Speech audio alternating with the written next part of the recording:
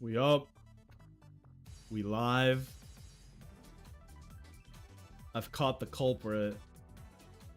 I know who it was too. That's the crazy thing. To be fair, the router isn't very secure. It's like behind the TV and all they gotta do is like run around like jackasses and it will pull the plug. I didn't think that it would happen though, to be honest with you. Damn, Owens, that is crazy. No, nothing for the rest of us, huh? Well, welcome back, everybody. I'm sorry about that interruption. Literally, my cat unplugged my router. Look at the culprit right here. He looks so guilty. Look at him. You...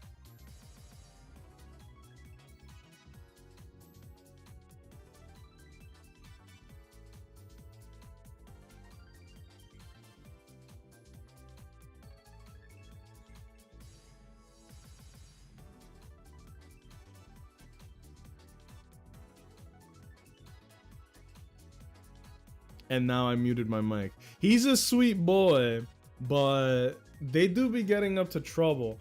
Look, he's sticking his tongue out. He does that shit too. You see this?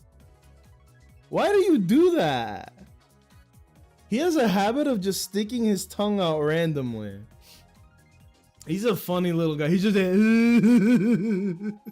blept. Hi Vaughn. Dude, he unplugged my internet. I was getting deep into a discussion about the Goofy movie, and then homeboy was like, "Nah, actually, I'm more of a Cats fan."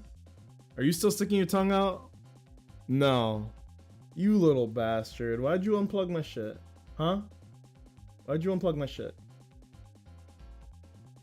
Watch this. Look at his face. Watch it. You see this? He doesn't even care. Look at him. Oh, he's doing the thing again. Stop sticking your tongue out. Ugh. He does that every now and then. So I'm gonna have them in here in case they fucking decide to unplug my shit again. He's mad chill. One more time. Lava. He really is chill. Look how big he is, by the way. He is like 5 months old now. I think they were born in April. April, May, June, July. Okay, 5 months. Look at how big he is. Look at this. Long ass cat. How big could he be? Look at this. This is a grown man. He needs to start paying taxes in this bitch. Huh? Go. You little bastard. Stop killing my internet. Noodle. He's a big guy. Meowie, not so much. She's a tiny little thing. But welcome in again, everybody. Go. You little bastard. Kill it. He's Meowie, not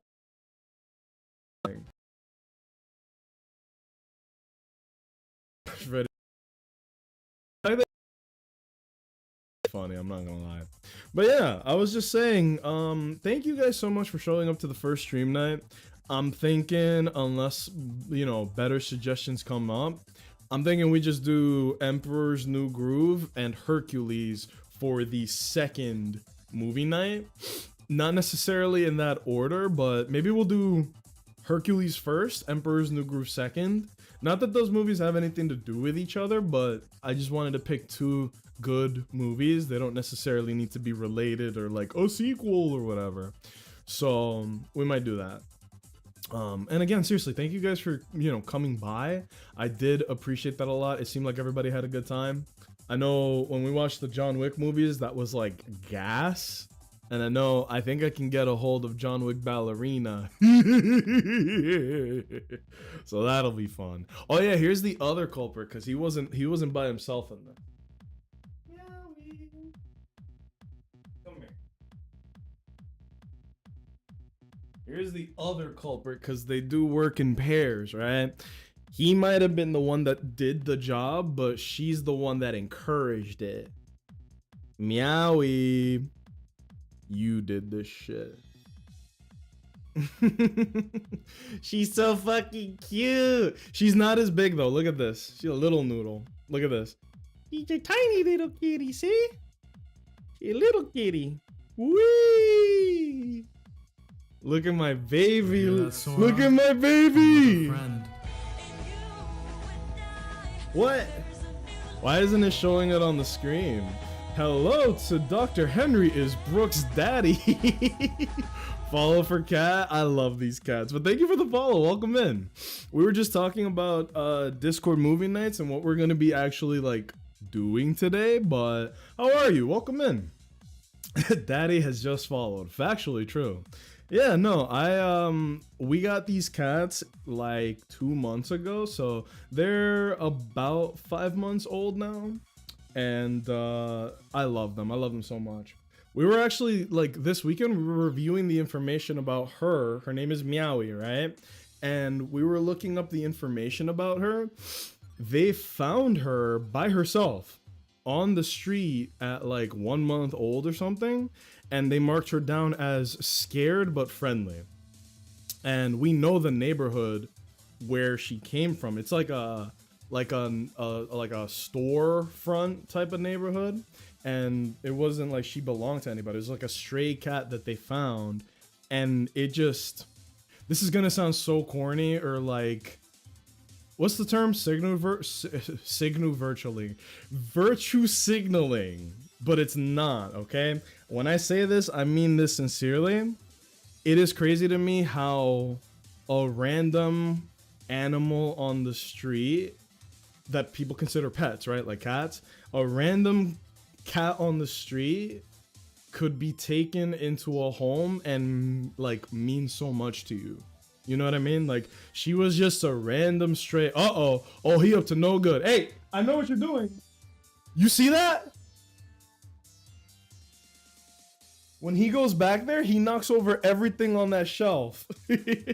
That's where I had the router before. Well, no, like I was saying, so it is crazy to me how she was just a little tiny stray kitty, and look at her.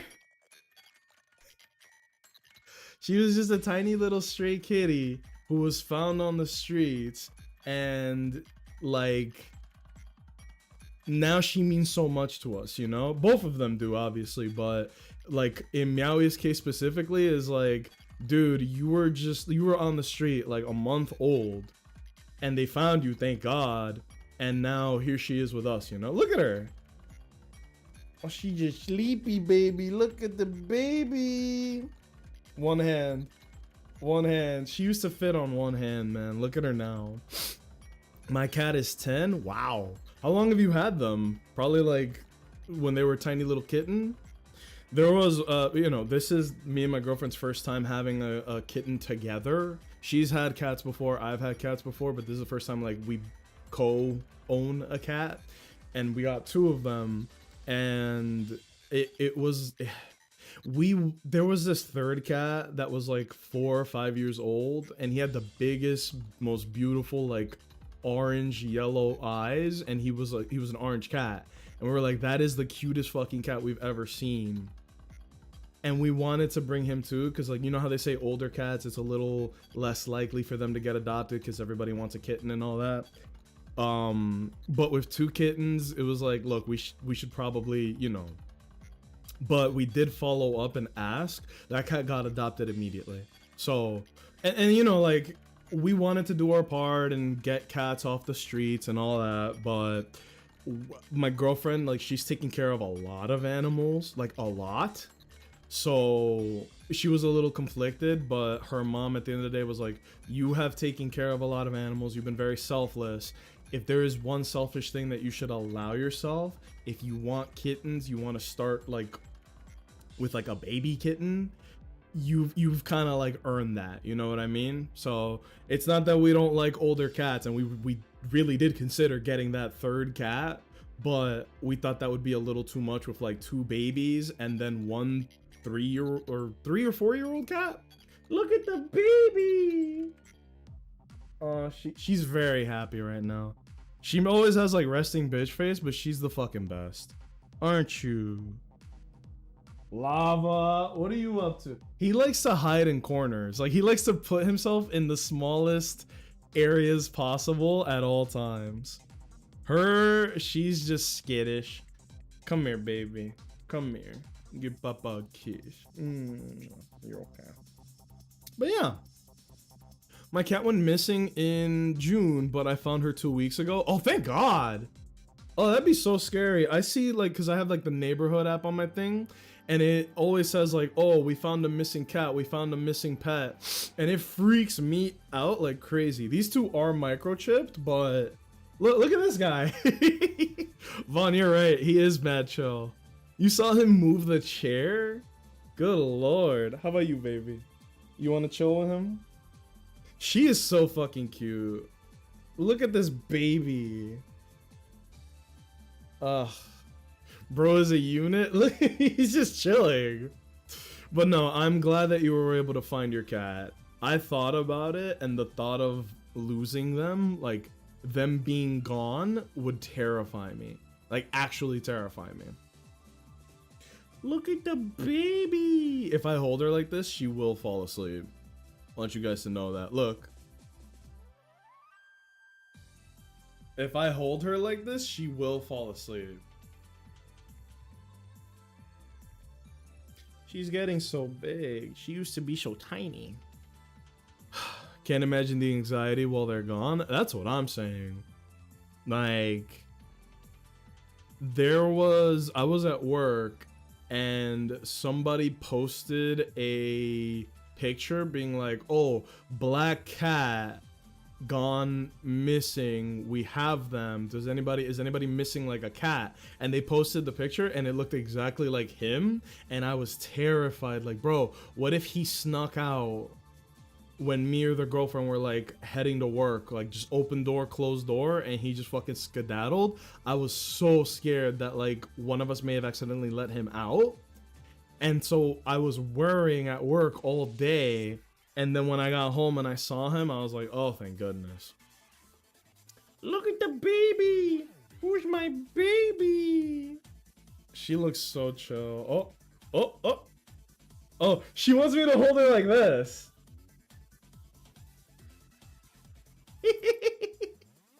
I was holding her a different way, and she literally moved to be like this.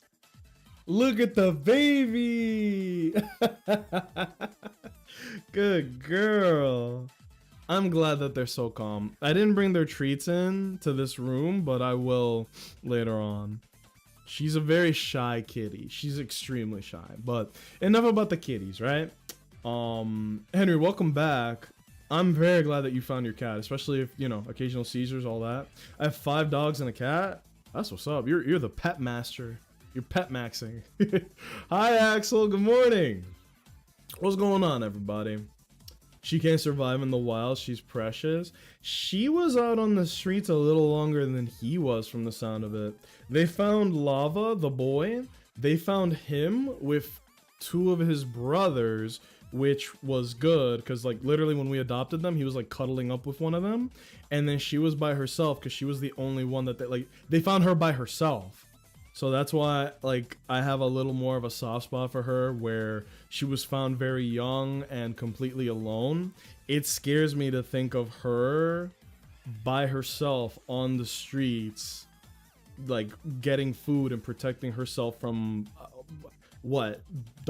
stray dogs and birds, I guess. I don't know. But to think of her as like a wild animal is insane to me. She's a fucking sweetheart, but she is crazy. She was the craziest cat when we went to to get them.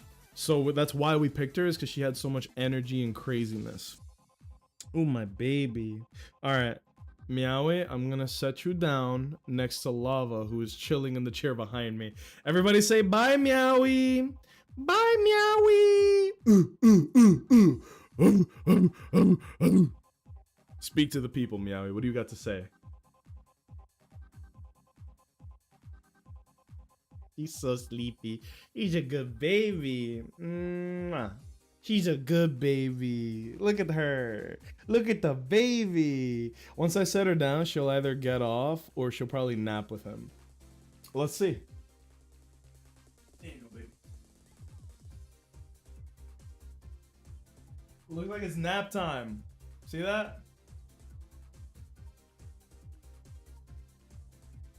That looks good. So they're gonna nap together over there. They'll probably do that for a couple hours if I'm being honest with you guys. But enough with the kitties. How's everybody doing? Bye, rival. They're gonna take the internet out? Not if they're asleep. So here's what I was doing, right? I believe Gamescom is finally actually over. And I had a bunch of games that I was interested in. But if you guys were interested in some games as well, please let me know. And then we can look at footage, because they announced a lot of games. But not only did they do that, they also showed extended gameplay, like 10 minutes, 15, sometimes 30 minutes of gameplay for a lot of games, right? So I just have like a small list. I just wanted to go through gameplay of the games that I personally saw that I care about. But if I miss any, if anybody's interested in anything, I can scrounge up like, oh, is there footage of this game? Because not everything did. But I just wanted to take a look at what's around, right? And then after that, I was thinking maybe we play a little bit of Hoyo, right? Because it is Monday, which means I can do my weeklies for Star Rail and for Zenless. I think Genshin doesn't have weekly content other than the bosses, so and then maybe we end the stream on a little bit of Uma Musume, because it is a new week and there, you know, there's always some fun stuff to do. I haven't done Uma since like launch, and I'm down for that. Also, there is this insane new Uma that they added called Still in Love, and she has glowing red eyes, and she's a yandere, and they make her look like she's insane. They make her look like a psychopath, and I fucking love it.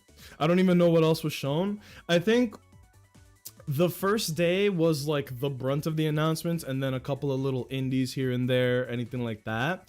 And then the rest of the days were dedicated to actual extended footage. I just saw the new Lego Batman has bigger open world than Arkham Knight. Yes, they announced that it has 4 islands and a bigger open world than Arkham Knight.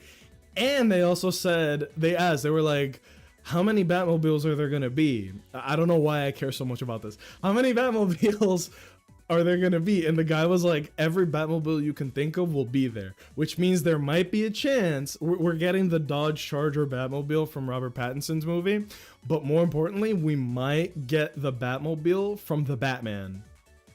Hopefully both of them, but the first one looks like a fucking Camaro, and the second one looks like the old school one from the animated series. I am so excited. That might be, aside from Resident Evil 9, Lego Batman might be the biggest announcement at Gamescom for me.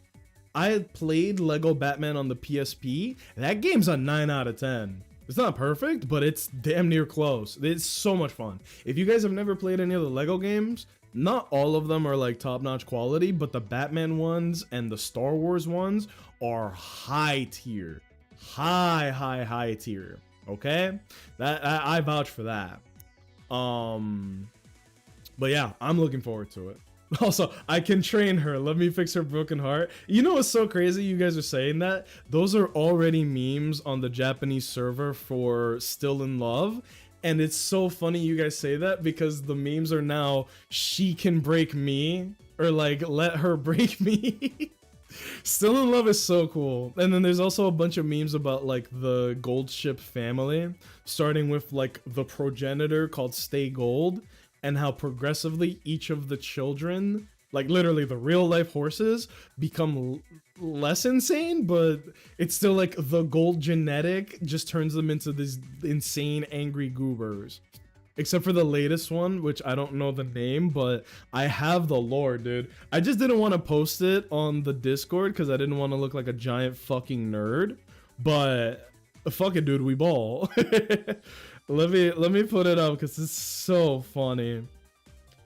Like, before we hop into all the game trailers and such, I just want to show these to you guys because it's so funny, okay? Let's put it here. Let me put, we up, cats knocked over router. Just in case anybody didn't see it, I put router. Alright, so check this shit out, right? Let's go to main. This, the one in the center, is Stay Gold, right? She's the first one, and then I believe the first child is Fremomenomino, I think. I don't know their names, I'm not gonna pretend. So these are the real life horses, right? 1, 2, this is terrifying. 3, which is Gold Ship, the real life Gold Ship, and then the 4th one here, and then they didn't bother putting the 5th one because she's like the normal one. We can't see.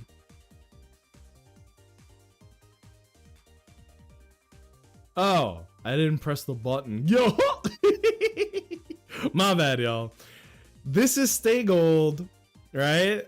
And then these are all of her... Well, the real life horses are all dudes. So these are the men, right? And so they did like cute little artwork of... This is scary. And then Gold Ship down here, right? These are the real ass horses. I just love, here's the anime girl versions of them doing like stupid faces. And then the real life ones are actually that scary. I forget this one's name, but they said that he had to be sedated between transports because he was too rowdy and crazy. So literally just getting them to the next race, they had to trank them and let them wake up. Hi, Meowie! She's awake. Like, look at the faces of the real Umas, and then look at the anime-ass artwork of it is so funny.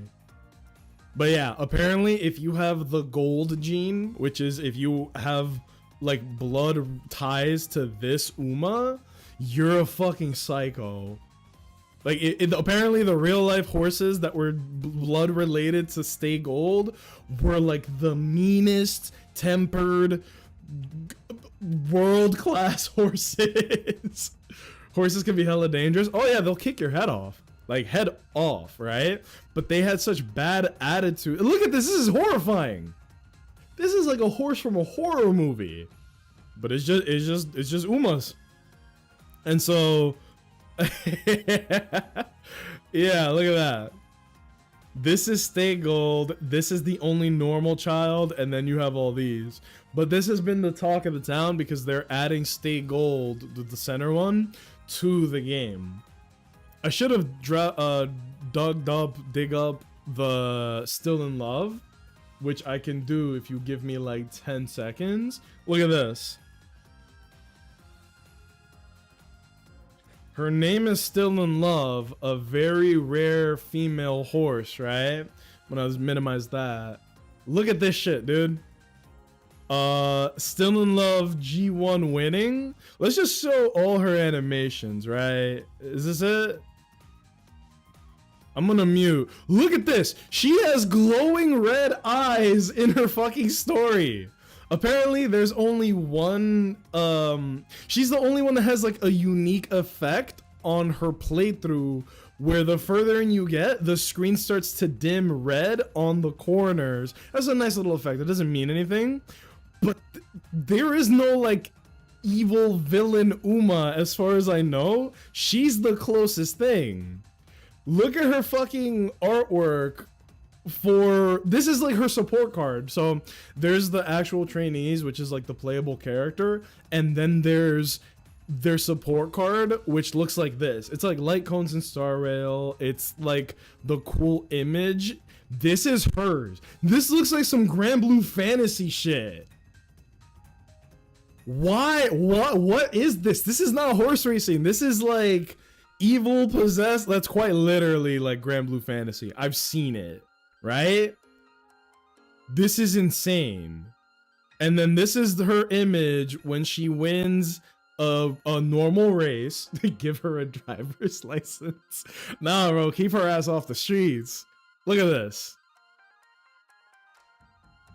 So this is just her winning a normal fucking race. And then this is her winning a G1. This is her running animation, by the way. Her winning a G1 is, it's unnerving, okay? I love a character that displays like this. I'm trying to find her G1 animation. Here it is. This shit is crazy. Look at this.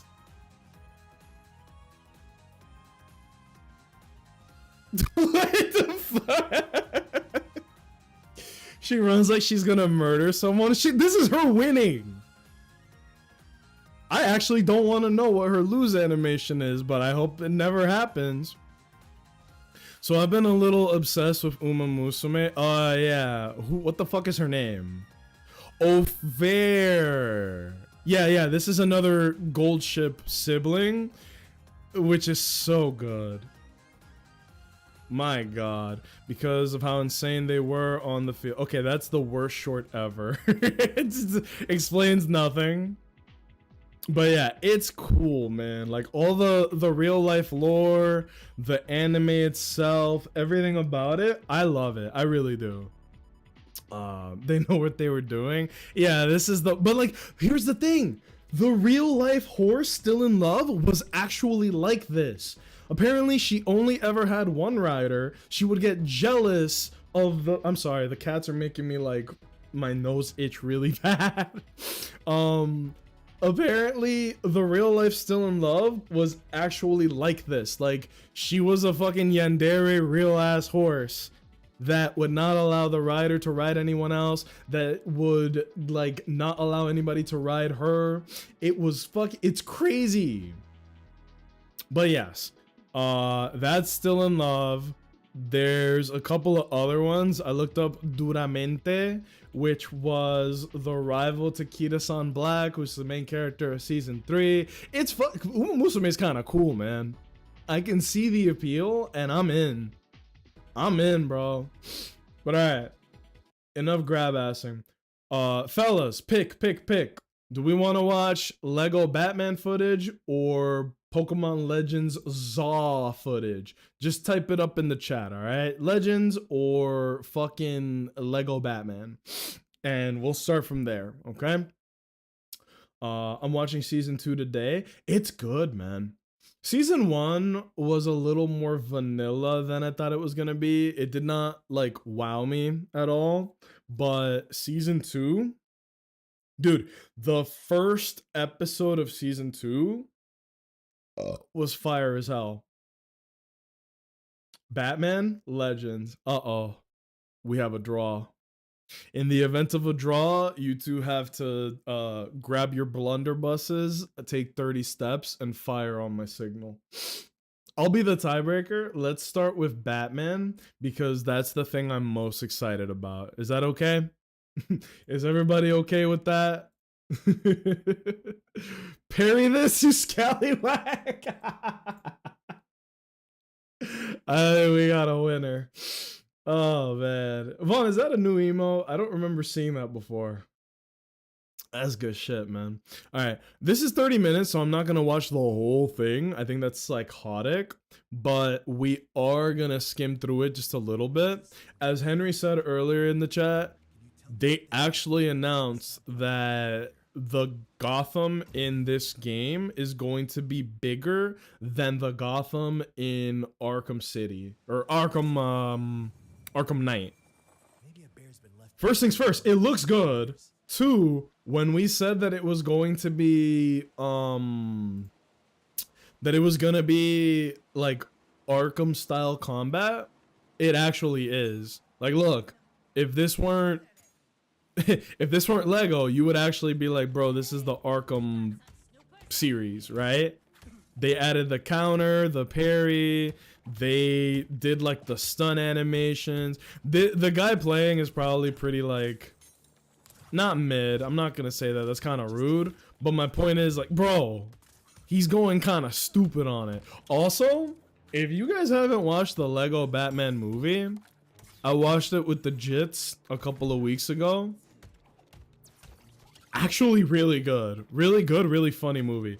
There was a point in the movie that made me laugh my ass off where it was Barbara Gordon being like, Batman has protected Gotham for a very long time, and it showed a Lego Batman version of all of the iconic Batman.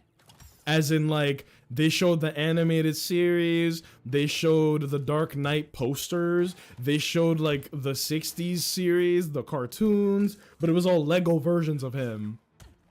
Right?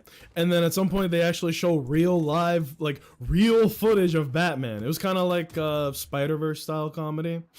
I liked it. Right? That has nothing to do with this, but I also saw that they said that there was gonna be co-op. All of the Lego games typically have co-op. That's cool. Let me know if the audio needs to be up or down or what, okay? But I'm just looking at this. It looks like the Arkham style gameplay, but Lego. And I like that. I like that quite a bit. They also confirmed, yes, there's gonna be Riddler trophies. And because there's even more, like, there's more map than the... Oh my god. There's more map than there was in Arkham, like the Arkham series. So who knows? That might mean there's more Riddler trophies. Look at this. Am I selfish if I ask for the Batman Beyond suit? Because that's my favorite one. Are we gonna see Red Hood? I'm gonna say yes. I fully expect, if this is like the end all be all Lego Batman game, because they said they're covering everything. Good googly moogly. Bro, what? Jake, if I knew you were streaming earlier, I would not have gone live, bro. First of all, let me give you a shout out. And that's not working. Let me give you the other shout out. Jake, friends, what's going on? We're watching the Gamescom coverage, right? Like, I think Gamescom's finally over. So we're just looking at, like, everything. We're looking at Resident Evil 9, Legend Zaw, Chronos, Valor Mortis, Pragmata. Pretty much anything that's fire, right? Jake, thank you for the raid, dude. I'm glad you did, so we got a go to raid. Bro, I would not have wasted my time going live if I knew you were up, man. I checked. Where were you? What were you guys up to? Please let me know. If you guys wanted to take a peek at some Gamescom footage, that's what we're up to today. Thank you for the raid, man. Seriously. So, you know, they announced a lot of dope shit. I personally think that we are going to, like, speaking for myself, I think that the Lego Batman game might be the one I'm most excited about. Like, I played the Lego Batman game on the PSP. That game is fire. Everybody should actually go out there and play that. They also showed RE9 footage. I did hear that it was like no combat, kind of just a bit of a linear experience. It is what it is. I'm still gonna take a peek at that because that's awesome. All right. I'm glad you did. So we gotta go to raid. Thank you, bro. Beat Halo 3 ODST. You finished the fight? Shit, I was lurking the last time you did that. I didn't know you were finishing that up today. That jazz goes crazy. Lego Batman looks so dope, yes. We were just talking about how, should we expect to see the Red Hood? Should we expect to see the Batman Beyond skins? Anything like that? I'm crossing my fingers and manifesting as hard as I can for the Batman Beyond suit. Okay, I'm biased. I grew up with I said Lego Batman. I grew up with Batman Beyond. The animated series was already over by then. I watched the Justice League, blah blah blah. But Lego Batman, I have a soft spot in my heart for. I think that, let me lower this because y'all aren't gonna be able to see it in 2160 whatever. The fact that this is Arkham style combat but with Lego Batman is hilarious to me. Okay, the combat in these games is fairly simple, but if they're actually gonna let you do this, that's awesome, you know? So like I said, we're not gonna watch the full 30 minutes, that's insane, but we are just gonna skim by, look at the combat. This looks awesome. Wait, Vaughn, I think we just answered our own question. Look, I think the Red Hood is confirmed. Look, it says Red Hood 1. We're not moving fast enough, blah, blah, blah, blah, blah. There you go, bro. Red Hood confirmed to be in the game. I don't think he's any of the movies, right? Like the main movies. But there you go. Look, he's got construction workers. He's got big goons. We call them bruisers in our line of work. Oh, that boy got a health bar. God damn. Look at this. I didn't think I'd ever see Lego Batman pull out the 20-piece combo. Look at this. Did no damage. Like, it's literally the Arkham style gameplay, the same as Spider-Man, the same as the Arkham series. I'm down for it, man. The Banham style combat appeals to me a lot. It's flashy, it's fun. The higher difficulty makes it so that you actually have to pay attention and not just mash. I like it. That's a beefy health bar. Yeah, this guy's juicing. He eats nothing but steak and broccoli every day. Good lord, he has to multi two-piece combo him. Do the finisher! Oh, hell no! That's awesome. Okay, this actually appeals to me. I've said it before, Mega Vitribel looks like an inflated sex toy. Yeah, I don't know why they made him look like that. Did he just use a jackhammer? No, so the sound effect is because it hurt him so bad it felt like a jackhammer. It's actually, it's symbolism, bro. It's pretty deep. Listen carefully. That's not a very good takedown. It's like he's just like grinding his butt cheeks on the guy. And he was like, oh no, Batman, stop, that hurts. Ah, keep going though. Ah. I don't know. I don't know. Oh yeah, the building is always fun. It's hilarious seeing the characters just build shit. And sometimes you have to break stuff to build it into a new item. These games are awesome. Seriously, these games are awesome. Are we satisfied with the footage so far?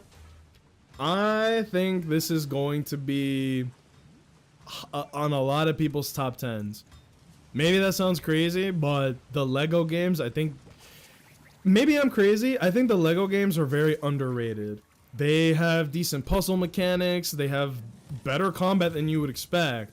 Character variety, the actual writing for the jokes and the memes, pretty damn good. You'd be surprised. I think R1 is for like the takedowns. I would have to guess. I don't know why he's not using them, but regardless, ooh, got his ass. I love them pre-Lego Star Wars Skywalker Saga. I'll admit this, man. I did play the Skywalker Saga because I played the Lego Star Wars games again on the PSP, and I thought they were incredible. I was like, this is amazing. But then I played the Skywalker one, and it didn't really hit. Like, the jokes were still good, but the actual gameplay was not there for me.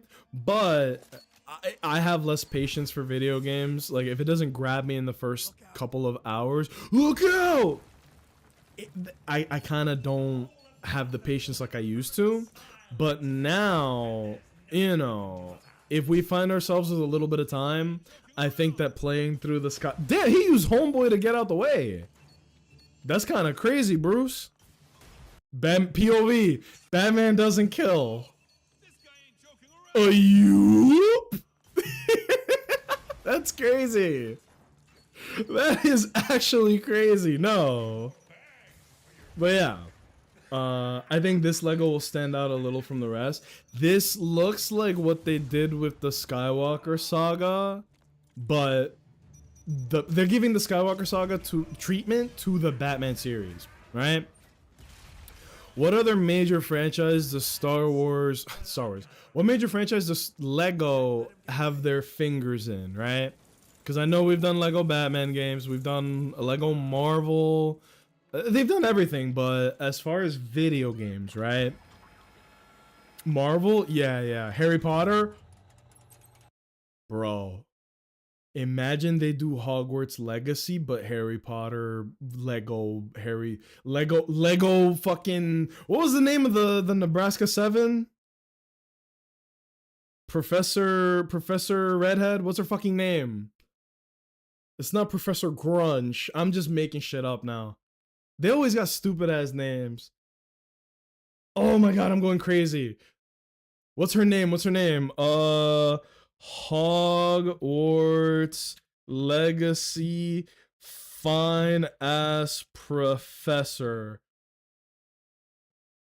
No. What's her fucking name? Professor Garlic. Yes. Imagine Lego Professor Garlic. Oh, mama. I hate Legacy, but the Lego would make it pretty cool. I think it'd be funny. Like, imagine everything in Hogwarts Legacy, but just Lego. I'm gonna just call her Professor Fine Shit. I pull up with my JBL speakers and fucking pull up to Lego Professor Garlic on the flying car that the Weasleys have. Ooh. Garlic is my first ever viral clip. I see her for the first time and go, oh my gosh, she's fine as fuck. Jake, would you believe me if I told you that Professor Garlic was also my first clip? Like, it was my first clip, period, but not first viral clip. Where I looked at her and it was essentially the exact same reaction.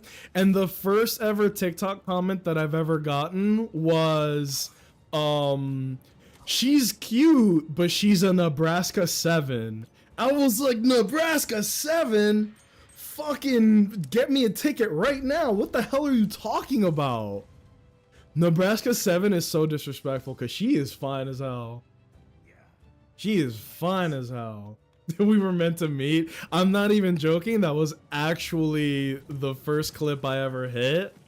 A confession time. The first game I actually ever streamed was Hogwarts Legacy. The second one was Hitman. Because I want to play the Hitman games, and then I never played them, but they were all out by the time that I started like deciding to stream. And yeah. Oh shit, these guys going crazy. Who is that? Who is that with the goo gun that is helping Batman? Let me go back. Jim Gordon. Oh, it's the black Jim Gordon from the Robert Pattinson movie. I was like, who the fuck is that? As a different interpretation of Jim Gordon than the one that I'm used to is all. Oh, I thought that was like a Riddler defector helping Batman. Why does Jim Gordon have a goo gun? I didn't read that comic. What's up with that? I thought that was Riddler. I see a motherfucker in Gotham wearing a green hat. You know exactly what the vibe is. Uh-oh. Owens hit the friendly fire. Vaughn, good delete. Thank you, bro. I didn't even catch that. But yeah, man. I didn't recognize that was him. They've done that before, like in the Lego Batman movie. Barbara Gordon also looks like this, and I was like, huh. Like it doesn't matter to me, right? I was just like, huh, okay. And aren't there like two different Batwomen? I was showing my girlfriend all the Batman content. One of them was the show, and then there's another one that's in the movies. I don't get it. I'm not even gonna pretend to get it. But yeah, this looks good. In all honesty, I'm excited for this, man.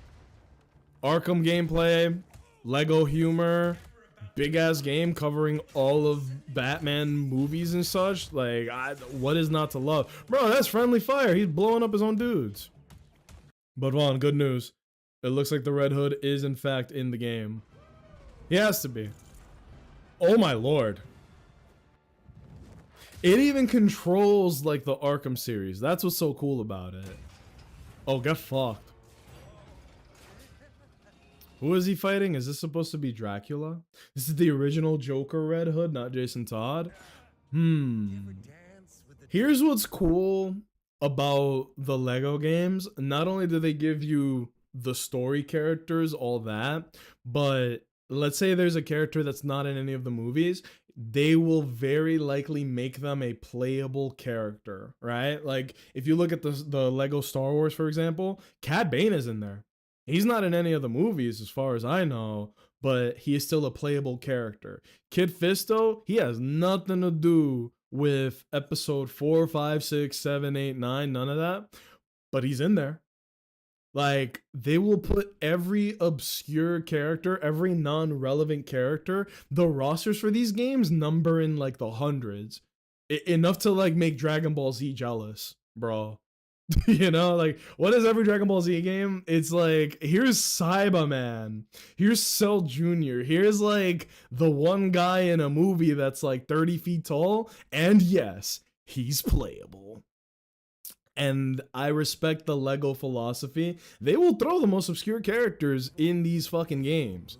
So just because he's not in a movie or a show or anything like that, you might see Biker Jacket Red Hood. You might see fucking Glub Shido show up. Yajirobe DLC hype? Of course, you can't have a Dragon Ball Z game without Yajirobe, right? They do it all, man. They really do. Oh. Hell no. I feel like if Batman wanted to, he could have used the grappling hook to save him, right? Am I crazy? It's a man. That is just a trick of the light. The fuck are they talking about? The Oh yeah, Commissioner Loeb. Nice. He's just standing there. I can still see him. Wow, they're stupid. Wow, they're stupid. Wild behavior is good stuff, man. But I am looking forward to it. So this was basically, they just showed a whole mission and it's like 30 minutes, had a boss fight in it. Promising, dude. Very promising. All right, up next on the rotation, here's another one I'm very excited for. I hope you guys are too. Pokemon Legends Zaw. Let me know how the audio, okay? If we gotta turn it up, turn it down. So first things first, on the Switch 2, this game looks incredible. You see there, it's dog form Zygarde. I believe it's called 10%. It's the same thing on this Legends Arceus where you bring out the Pokemon, you press the buttons, they do the thing. In case you guys haven't caught up, this is the Pokemon game I expected them to make 15 years ago. And I don't mean that in a negative way of like, oh, this looks like it came out 15 years ago. No. Don't misunderstand me, okay? I mean, this is an active time battle system for Pokemon. Okay? It is not turn-based anymore. It is more... It controls more like Final Fantasy VII Remake than it does any other Pokemon game that we've ever seen. Let me show you. I might even have to move my camera to properly show you guys what I'm talking about. So let's take me and let's put me dead center of the screen. Transform, center horizontally. Listen to the music, by the way. Let me know if this is loud. Oh, I just opened up Twitch for some reason. Listen to this. Nobody had any doubts that the music in Pokemon was going to be good or not. It's one of the things that you can guarantee will always be good. But listen to that music.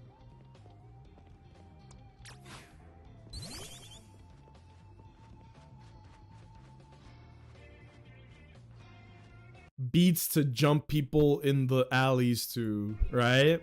So Homeboy sends out Fletching to attack a Weedle. This is why I moved my camera. Look at the bottom right. Growl and Peck. So he's gonna do a sneak attack on the Weedle by using Peck, right? Got his ass. Lost 85% of his health bar before the fight begins. And then the jazz band goes, oh fuck, oh shit. Dead before even getting an attack off. Now, don't be nervous. This is a single player. Well, they have multiplayer, but this is like single player gameplay. It doesn't matter, right? But it's just cool. You can sneak attack people in a Pokemon game, which they did have in Legends Arceus. But more importantly, dude, when you use a move, it actually has a cooldown, right? That's pretty cool. And because every move has a cooldown, you can't just put 4 attacking moves on your Pokemon and just cycle through them or something. It might actually be valuable to have Growl or Stun Spore or a non-attacking move. Protect. Protect in this game looks fucking crazy. I looked at Battle Royale footage. It was a Gyarados fighting an Ampharos. Ampharos used Thunderbolt, and Gyarados was like, oh, hell no! And actually stopped it. Oh, yeah. This is the first scripted Mega Evolution you find in the game, and it's Absol. Which is cool, because I have a fondness for Absol. When we did our Nuzlocke, we actually got an ultra rare encounter with an Absol, and we're able to get... Damn! Put him on the fucking San Antonio Spurs, dude. That boy looked like Wembenyama. Good lord. Give him a sponsorship and a Nike deal right now. He's 2 Lucarios tall. Anywho, right? So I was able to use a Mega Absol in the Nuzlocke because we were able to get it before the Elite Four. Anywho, check this shit out, right? First of all, I know there's a lot of Nintendo haters, a lot of Pokemon haters that like hate and criticize how it looks. It looks good, man. I know this is on the Switch too, so it's on better hardware, but it's running smoothly. It doesn't look flat or shitty. Everything looks vibrant. I like it. You know? It looks good. It looks like a real game, respectfully. I don't know Pokemon lore. Is this during X and Y? No. This is the past of X and Y. Uh-oh. He's spreading misinformation. Mods, lower Owens into the cactus right now. No, check it out, man. This takes place after X and Y. In terms of Pokemon, this is a game that is set as far into the timeline. There you go. This game is set as far into the timeline as any other Pokemon game. Like I think it's 100 years after the events of X and Y. So this is Lumio City 100 years in the future. I believe it's 100. But yeah. So this is the first scripted Mega Evolution. This is where they introduce Megas to the game. I think they saw the complaints about like the Elder Totem Super Pokemon or whatever in Legends Arceus. And they decided, okay, people don't like that. Let's do something else for the boss fights. So instead of throwing fucking essential oils at the Pokemon, they changed it up a little bit. So there's Rogue Mega Pokemon. Look at this. Look at the fucking sorry. This is very exciting to me, so I'm rambling. Look at the bottom right of the screen where they are using Aura Sphere, Bullet Punch, Rock Smash, Protect. Protect maybe being the most important move in the fucking game, to be honest, right? So Absol's trying to attack you, and Absol's trying to attack your Pokemon. And you see how he's cycling through all of his moves. And as he attacks Absol, he is gaining Mega Energy in the bottom right. Right? This is fucking beast, man. I like this. And then you tap R3 to use Wrath of Olympus. And you Mega Evolve your Lucario. This looks amazing. Imagine collecting, like filling out the Pokedex in this game. Imagine doing everything there is in this game. There's Mega Aura Sphere. He dodged that shit! Ayup! That's crazy. I didn't know that was gonna happen. Right? He's actually dodging everything. Oh, look at this Bullet Punch. Look at this Bullet Punch. It's fast, because remember, Bullet Punch has priority. Look at when he uses Bullet Punch. This is a Bleach game now. You see that shit? He did like a flash stab. Oh, fuck. I hit the press forward button. My bad, G's. Mega Absol battle. My bad. I got too excited. I creamed my pants. We're going forward a little bit. There you go. Bullet Punch. I like this. This looks amazing. I'm actually kind of shocked that the Aura Sphere missed, because the whole point of Aura Sphere is it's not supposed to miss. Alright? I don't want to say it, but this is kind of Power World coded. Yeah. Actually, I'm pretty sure this was in development before Power World, because, you know, they love to take their time making these things. But it does seem like an evolution of Legends Arceus, which is timed at the same time as like around when Power World released, a little bit after that. So I do agree with you. But this is the direction Pokemon should have taken a long time ago. I also will say this. I think it's very smart of them to... They have their main series, right? Oh, shit! Get away! I don't know what this is. I haven't seen this footage. Oh, I thought he was gonna use like a super move or something. No. But look, this is like a real ass boss fight. This thing is pretty strong. He's hitting it. All the moves are super effective, but it's just not doing enough damage to kill. That aura sphere is fucking clapping cheeks though.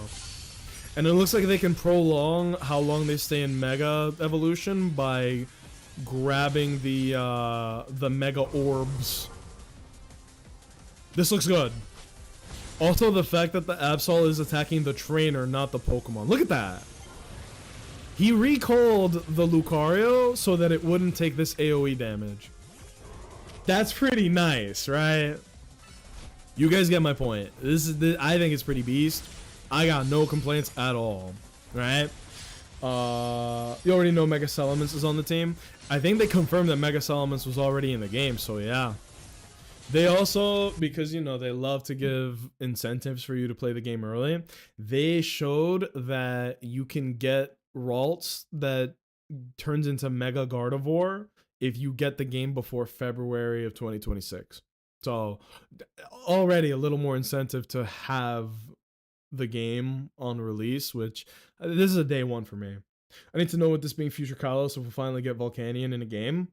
They were able to give us a lot of very rare exclusive Pokemon in Legends Arceus, so I don't see why not. I am interested to see what post-game or DLC stuff they're going to do for Legends but to finish my thought, I'm happy that they are changing up the formula. They were very smart to do, here's the mainline Pokemon games, you have your Gen 9, fucking Scarlet Violet, and 2 DLCs, cool. Here is the Legends series where we're going to shake up the formula. Legends Arceus was my favorite Pokemon game they ever made. Legends Zaw looks like it's going to be even better than that. I'm excited for this. And I think we should do a full playthrough of Legends Arceus, because I did say that we were going to do that from the charity stream. I haven't forgotten. We just need to time when we're going to do that. We should do that soon before this game comes out, right? And yeah, man, like it just looks really good. Base take, common Nacho W. A real recognize real, Jake. You know how I feel, man. It looks good. It looks good. I'm glad they're splitting up the 2 series. I'm glad they're experimenting with this. This looks even better. We're gonna do a full playthrough of Legends Arceus. We'll probably do that in September because this game comes out mid-October. There's a lot of fire-ass games coming, man. And there you go. So that was just like footage of getting jumped in the streets of London and the first like main story thing involving Mega Evolution. And then here's some more night battles, which I think is hilarious. Specifically with the amount of Pokemon that didn't get added to X and Y, like Hoopa, they have a lot of potential. That's true. I know that there's compatibility between this game and I guess it would still technically be Gen 9. But better that than nothing, right? So here we have, yep, there you go. You gotta be smart, switch to your fletching. I like Pokemon, man. I don't talk about it as much as I used to because there's just not much to talk about. But look at this. He needs more attacks, man. You have Growl, fucking use it. It's on cooldown. I just noticed there's no PP. It literally is just the moves of the Pokemon. No PP, no turn-based anything.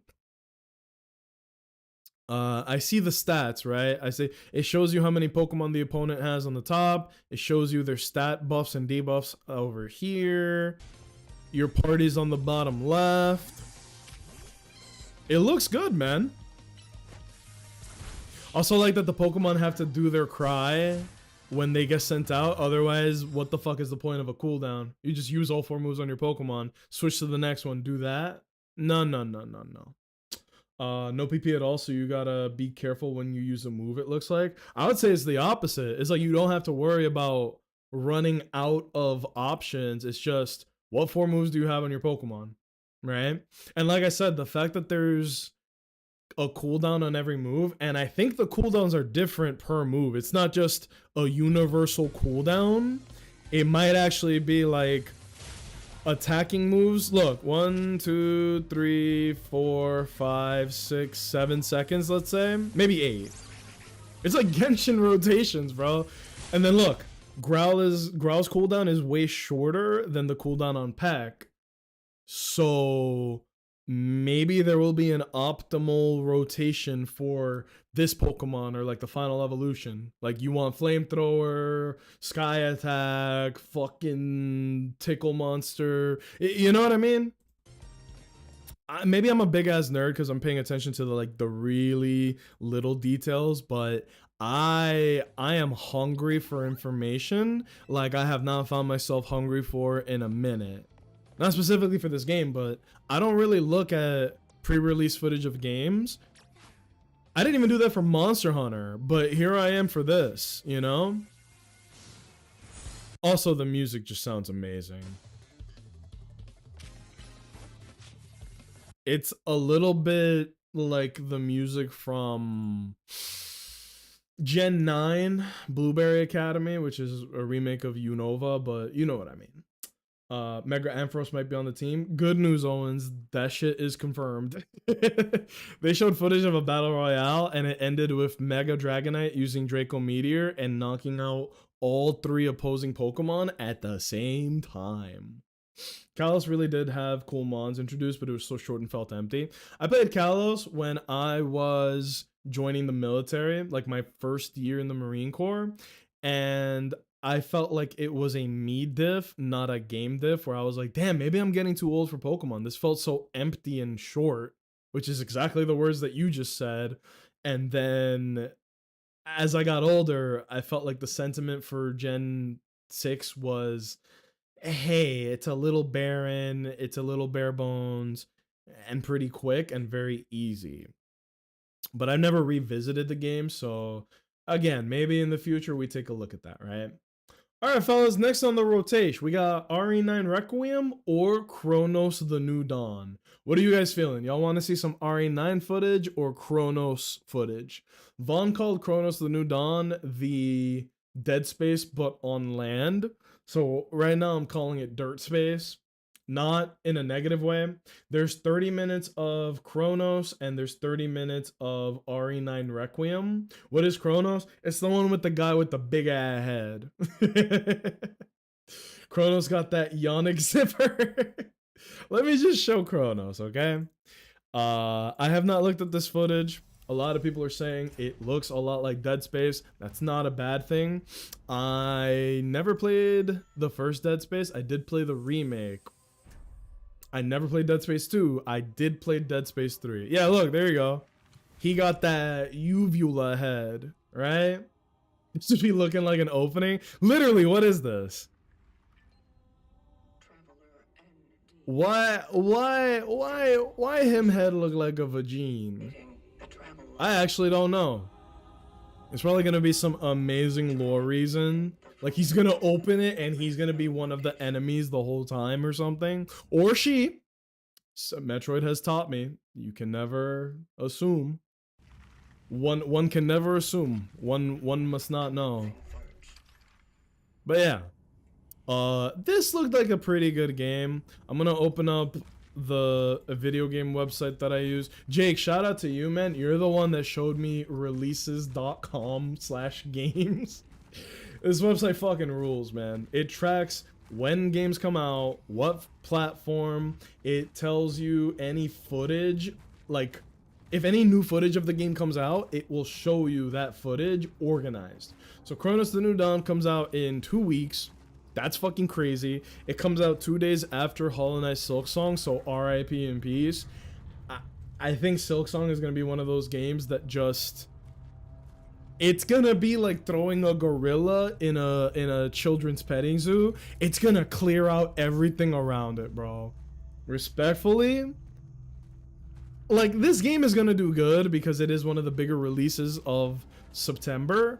But Silksong is gonna just put a massive dent in those sales, right? Like it can't not, right? And it got that visual aesthetic. It does. Look, this looks good. It looks nice. It looks pretty. It looks like a real game. You know what I mean when I say that? It looks like a real game. That sent me, bro said vagine. Well, I don't want to say coochie. I feel like that's just vulgar. I think I'm better than that. Yeah, that dude got a coochie head. Literal coochie head. I think I've decided to give Hollow Knight a shot. Bro, I got Hollow Knight for free on PlayStation Plus. I think it still might be. Right? And even then, I think Hollow Knight was 20 bucks on release. You could probably get the whole thing for $5. I don't think there's ever been a game that you get more bang for your buck than Hollow Knight. You can get like 100 hours of content, like good, engaging, hard content. That sweet, sweet content for like $5. Like, I don't think there's any game that is more bang for your buck than Hollow Knight. People want to give Hollow Knight more money than the devs are asking for. Shout out to them though. It's like a team of 4. They're all gorillionaires by now, right? And Silksong is about to give them what is called generational wealth. They're about to stack money through the roof, bro. Look at that. I slid the key under the door. I'm gonna look for mom. Oh god. Let's move up a tiny little bit. We got some puzzles. It almost looks like RE fucking 2. Now that we're looking at it a little bit more.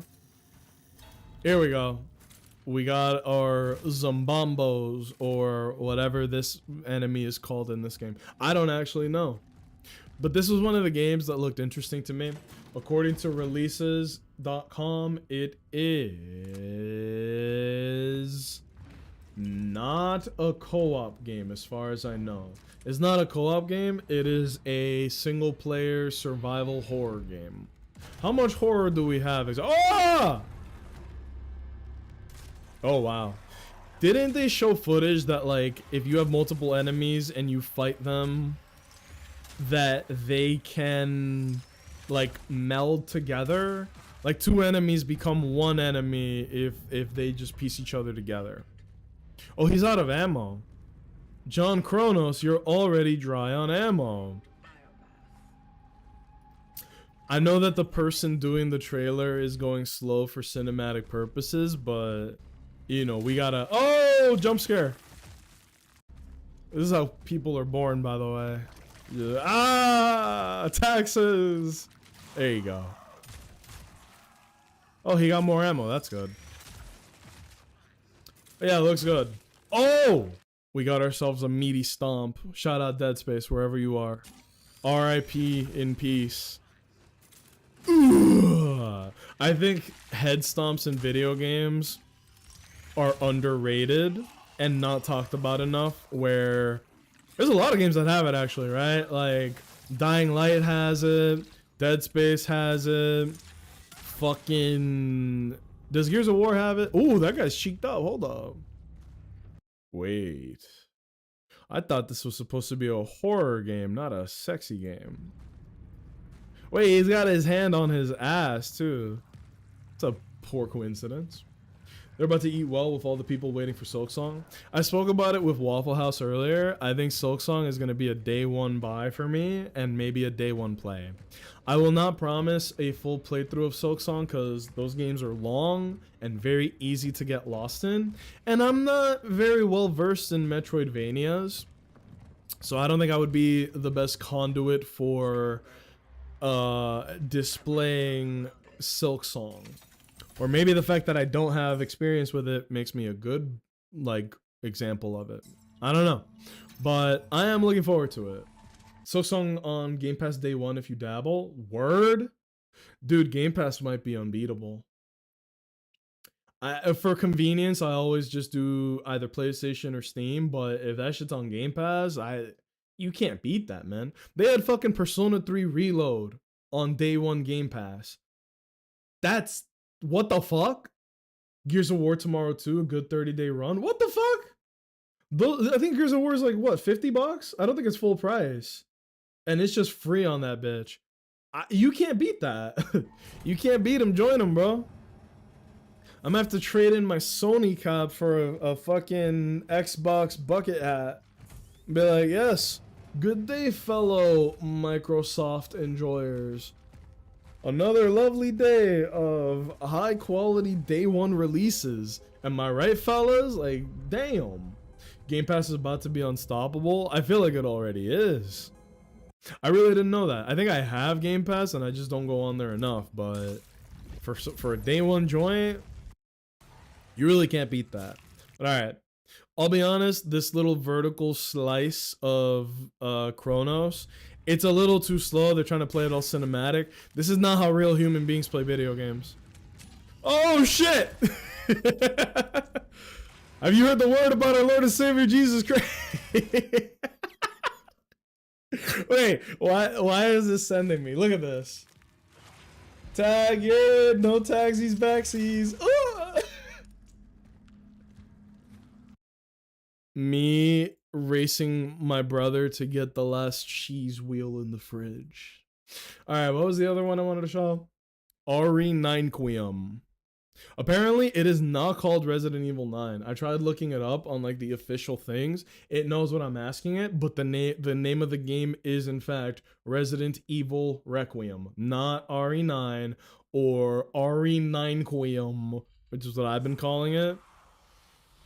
I also didn't know that there was a Mr. X type enemy already in this game where Homeboy is, oh god.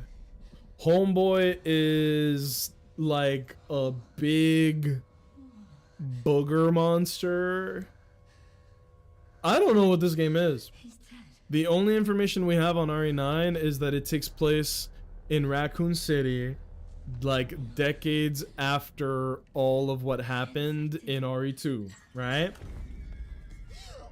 Oh!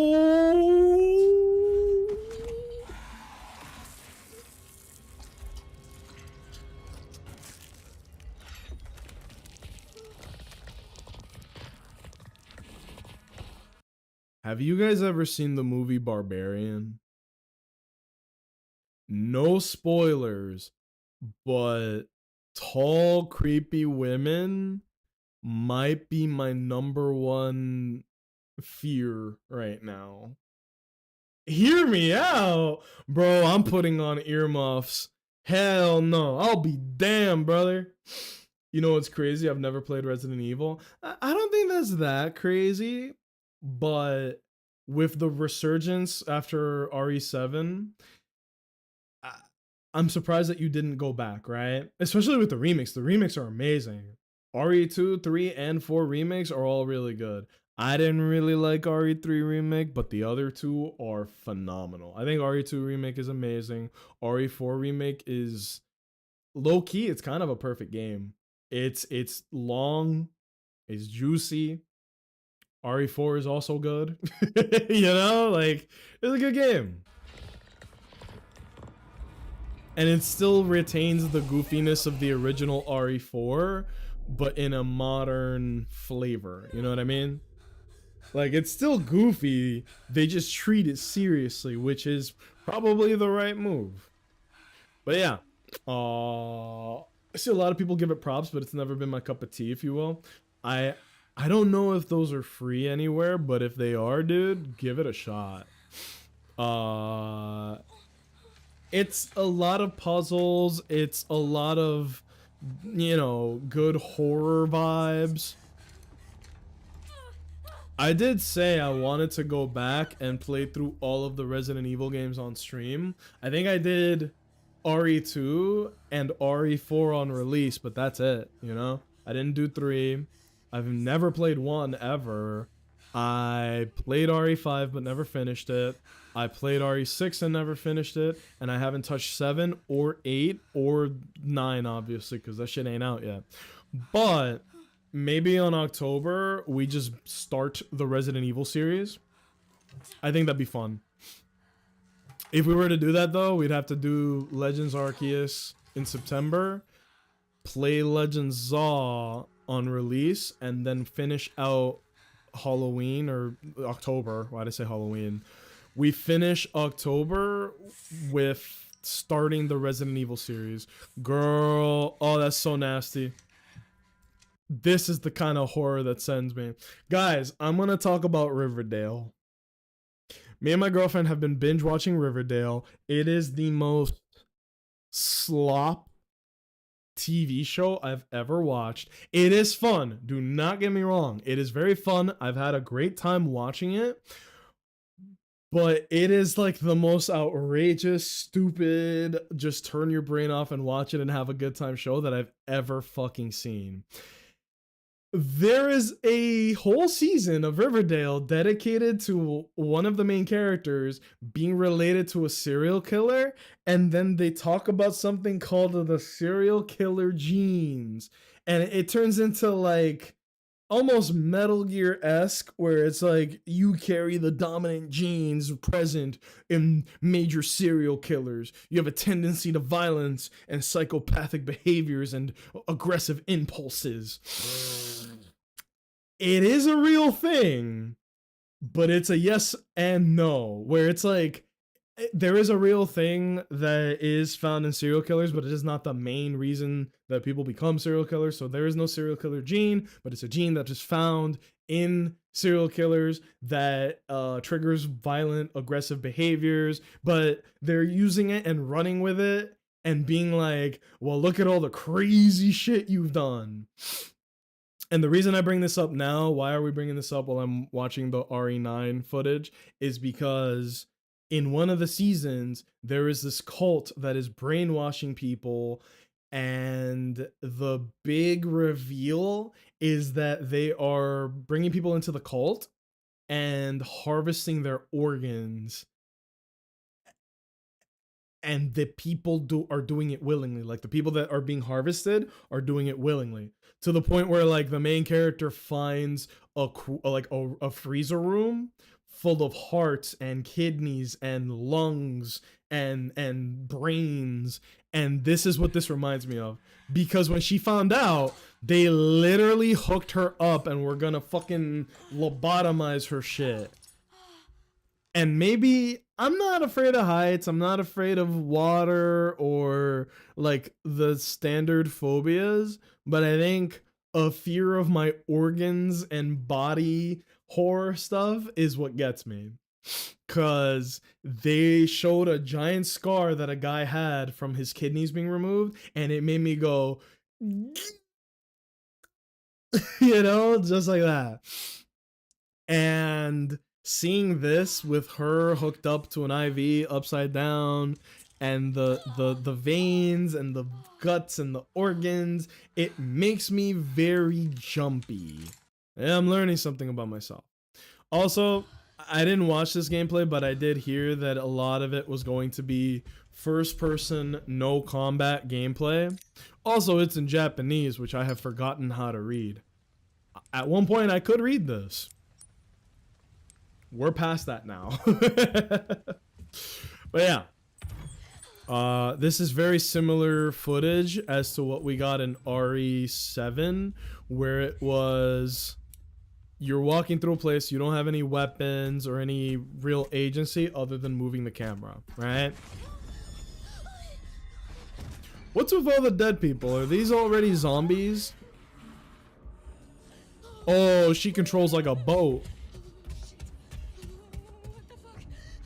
You're telling me she's faster than that thing? What is she gonna do? Oh my god. Is she gonna kite it?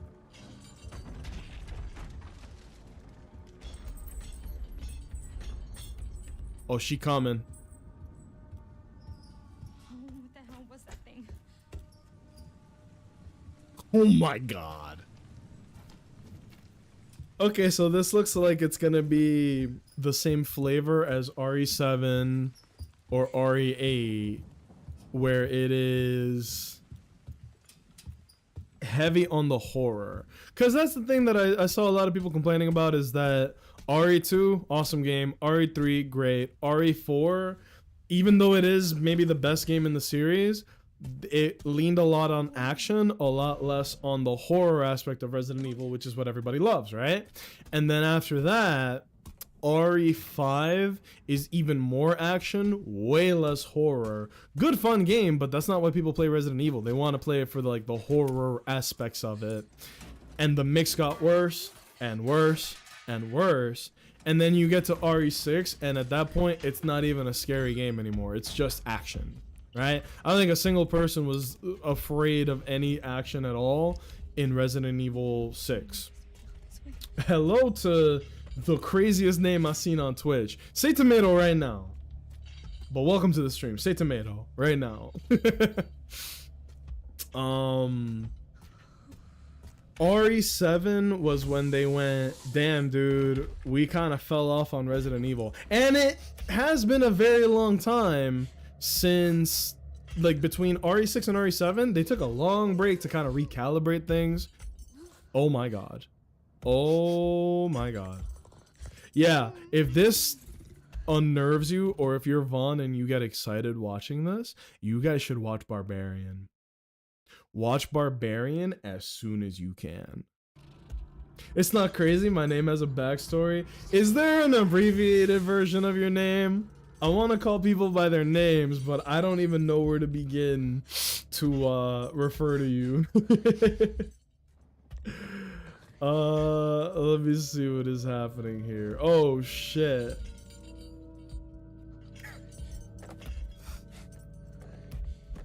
Hold on. If we're gonna do this, we're gonna do it right, okay? Give me 1 second. What is it called? Sasuke theme Shippuden. I forget what it's called. Is this it? I hope it is. Otherwise, I'm gonna click on the wrong thing. Is this it? Is this it? Is this it? Fuck it. We'll just press this one.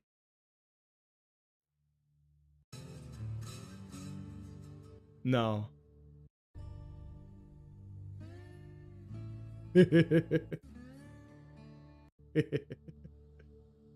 We'll start here. Fuck it. On the 5th of September, 2019, I sat eager to begin my Twitch journey. With passion aflame, I sought a name to embody my identity. Yet every username I wanted lay already taken. I can sympathize with that.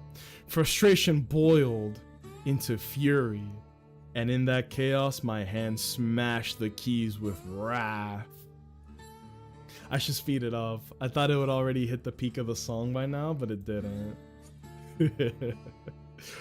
From that scar of rage was born my name. DHDHTHCVCJUFIFXIXI. A mark of defiance, accident, and destiny entwined. Well, I think you passed the bot test. And if not, you might be the most sophisticated bot in history. But regardless, dude, I'm gonna call you DH. Welcome to the stream. That is a valid reason for the long-ass name. Oh, no, welcome in. If I was gonna read that, I had to get in the mood for it. I had to set the vibe, all right? Don't take it personally, okay? Seriously, don't take it personally. Another friend. That actually makes sense. Also, thank you for the follow as well. Welcome in, dude. I'm gonna put myself back in here. Today, just to catch you up on what we're doing, today we are looking over the most interesting stuff that came out of Gamescom. It's a lot of games, and if you don't see something that you like, let me know what it is, and we'll show it up, right? I don't want to miss anything. Like, that might be a sleeper pick that I don't know about. I want to know, right? And then Owens is also giving us his origin story. Follow for you to actually read all that. If I was gonna read it, I might as well make it fun, right? Don't take it personally. When I see a name that crazy, I automatically think that it might be a bot, you know, because you do get some bots around here every now and then. But thank you, okay? I think this might be a real person. Needed to know what to call him, and then the name came to her. She gave me the name Owens. That's crazy. What if I read your thing with the Sasuke music as well? Be very underwhelming. But yeah, we looked at Lego Batman. We looked at Pokemon Legends, which looks amazing. I'm excited for that release date. We looked at Chronos. Bad footage. Probably gonna be a solid game. Comes out in 2 weeks. You know what I mean? So, yeah. I have been called a bot a lot of times, even banned for no reason. Oh man, not all can absorb the scars that hide behind my name. We have a homie that changes their Twitch handle like once every month or two, so I can understand why you would get banned. But we're not quick to pull the trigger unless you say some crazy shit that's ban worthy, or you're like clearly a bot. Like, I'll give people a chance, right? That's why I said, like, hey, say tomato. And that's also why I say, don't be offended if I ask if you're a bot, right? But I think everything you're saying, unless this is the most sophisticated bot we've ever seen, I think you passed the test, right? You're not gonna get banned here, okay? You're not gonna get banned here. Welcome in. Also, I didn't really do this when Jake rated out because he did make really good points about, like, I think every streamer has the same generic, oh, my name is blah blah blah, welcome to the stream, if you gotta rate and run.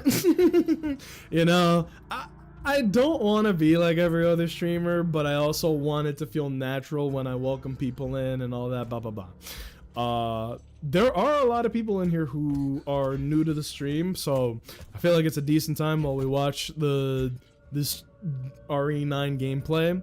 I think it's a good time to just kind of be like, hey, here's what's going on, right? My name is Nacho. We do a little bit of everything here. I also hate the word variety, so I'm not gonna say it. But we do a little bit of everything here, right? We follow the whims of the people, you know? So right now we're finishing up Honkai Star Rail. Like, that's what we've been doing for the past couple days. We're almost done with that. I feel like I'm almost caught up.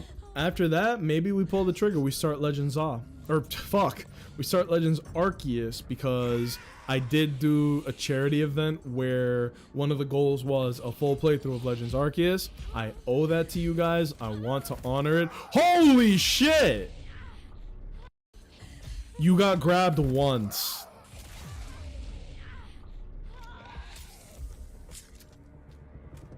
Oh my god, that is gnarly.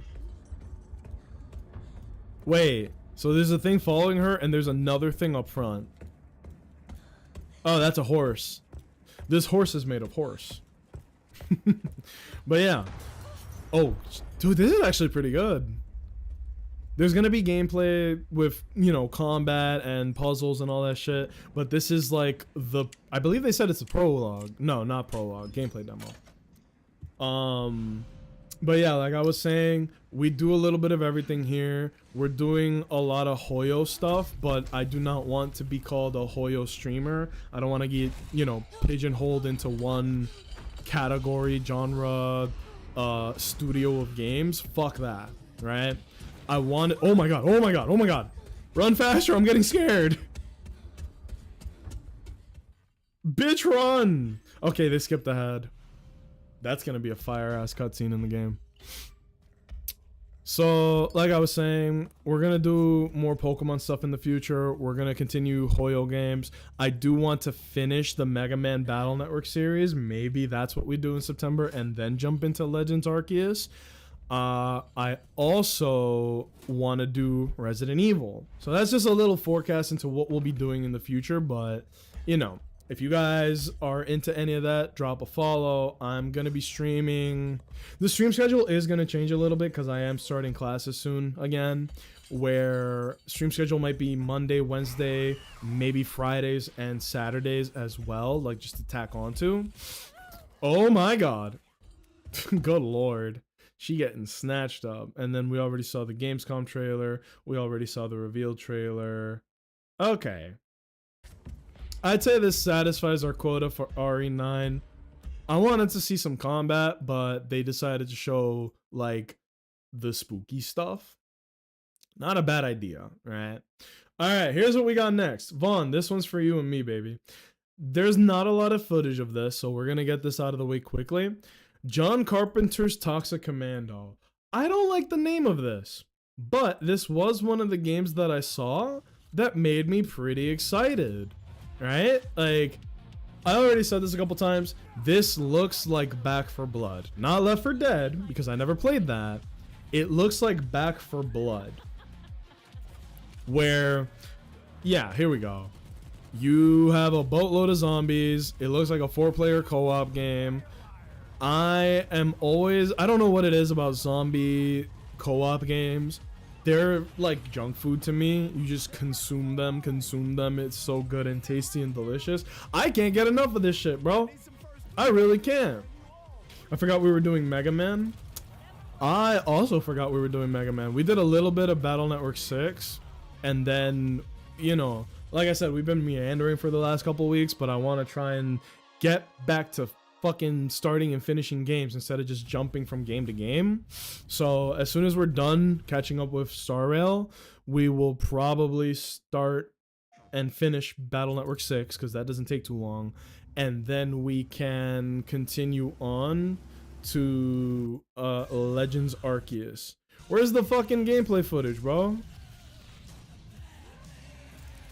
Oh, good song choice. This is not good gameplay footage. It's like a trailer thing. I thought it was like a sit down with the devs and fucking play the game, but it's not that at all, bro. That's too bad. That's one I was excited and looking forward to. And here's another fire ass game that actually has footage now. I don't know if you guys have been excited for this. This is Pragmata, which is a Capcom game. We were just talking about Mega Man. Look at the main girl. She got big ass sleeves, looking like fucking Sleeve of Wizard, and it also looks like a Mega Buster to me, right? So she's hacking, she's got the fucking Mega Buster. I like what I'm looking at here, see? And to top it off, she's a hacker. What are the odds that they do like some type of twist that it's like, this is somehow Mega Man adjacent? Am I huffing something or no? Please tell me I'm not. Please tell me that what I feel deep down inside is legitimate. Because I feel like we might genuinely get some type of connection to Mega Man. Capcom knows Mega Man exists and gives us nothing, because if you look at Dead Rising, they have Mega Man's Mega Buster and his outfits and Lan Hikari's outfits in the fucking game. Also, if you guys want, you can, you see the little hacking minigame? You can go on the Pragmata website and you can practice the hacking minigame they just showed us right here and now. Which is nice, right? It's nothing crazy, but there you go. So you have to hack and do the shooting and do the dodging. You have to do everything at the same time. I think that's hilarious, but I don't know what it is. There's something about this game that looks very appealing to me. I don't know if it's like the third person shooting aspect, the big ass prompts in the HUD. It looks like Dead Space without the horror. I need to see more combat. Like, how complex does it get? What other weapons or puzzles? Like, what is the gameplay of this game, right? And depending on that, I might vibe with it more and more and more, but we'll have to see, right? Oh yeah, Shockwave gun. An attack unit that fires a powerful close-range blast that deals heavy damage and stagger enemies. Sounds like a shotgun. Loses effectiveness at range and breaks when ammo is depleted. Wait, what? So it's temporary?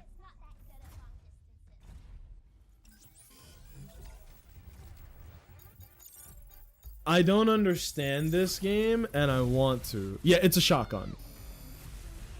It is a shotgun that you have to pick up new shit for every time. So your grip gun is like the main weapon you're always gonna have, and then the shockwave is like a pick-upable temporary buff ass weapon. Yes, like I said, I'm not gonna spend 15 minutes looking through all of this, but just to quickly, like, hey fellas, let's take a peek, right?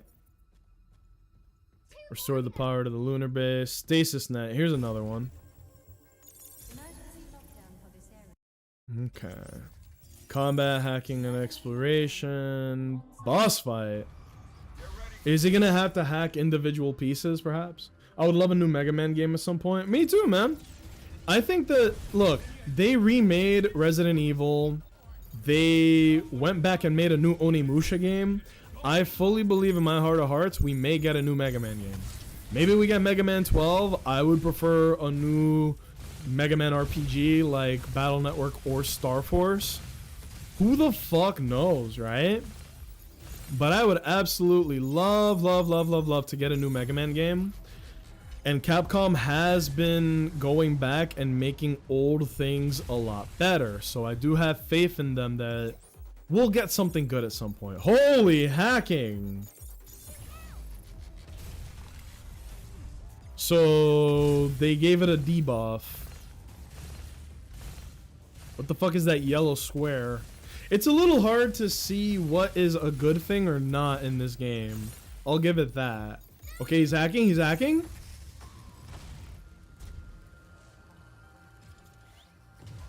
So the hacking only stuns it looks like.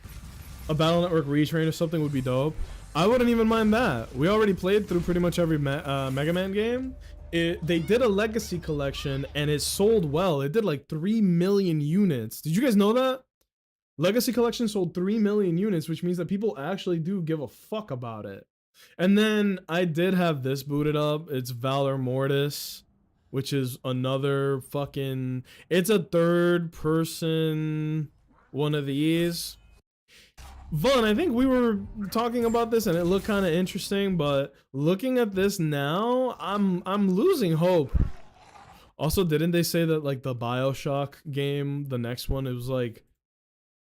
They said that they were not making it anymore, right? That's fucking crazy. All right. Fellas, I'm getting really hungry and I skipped breakfast today, so I'm gonna put some music on. I'm gonna run ads, and then we're gonna hop into some Hoyoverse. If everybody needs to take a break, get some water, fucking stretch, take a piss, whatever you gotta do. I'm gonna set ads for now, run some, you know, quick self-care, and we're gonna get right back to it. I'm gonna do my dailies on the Hoyo games while we just chat it up, all right? I'm surprised they didn't give us a Star Force collection. I feel like with how good the Legacy Collection from Battle Network was, I am very confident that they are going to release a Star Force collection. It would be kind of crazy of them not to do that, right? But who the fuck knows? All right, I'm gonna run ads. Everybody go chill, take a break. We'll be right back in 3 minutes, all right? I should really bring the BRB screen back, but I'll make a note of it. My bad, y'all. Running ads, I'll be right back.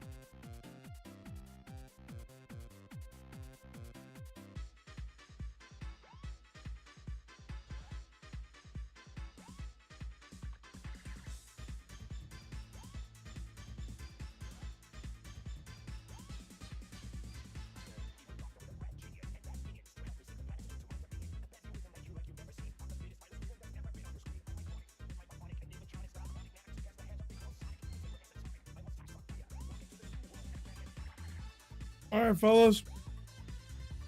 Welcome back. Whew. What'd I miss? What's going on? I'm gonna confess something to you guys, but nobody can get mad, okay? I think that Domino's Pizza is really good and really tasty and fairly affordable, right? It's not that bad, like price-wise. But I will tell you this. Their worst item is their pepperoni pizza.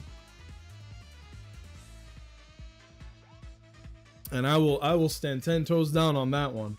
So, you know, if you get their Hawaiian pizza, fire. If you get their chicken barbecue, really good actually. If you get their buffalo, great.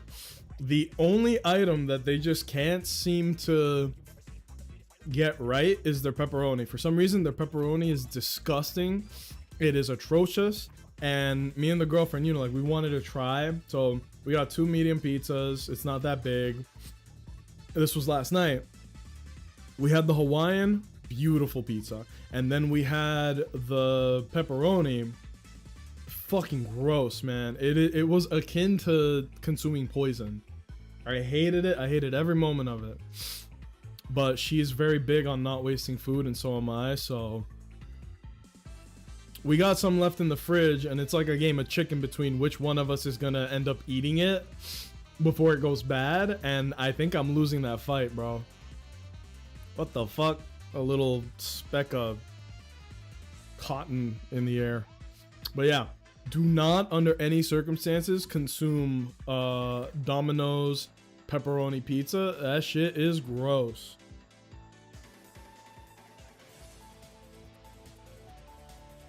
Buffalo chicken pizza is always fire. I would agree with that. Typically, pretty damn good.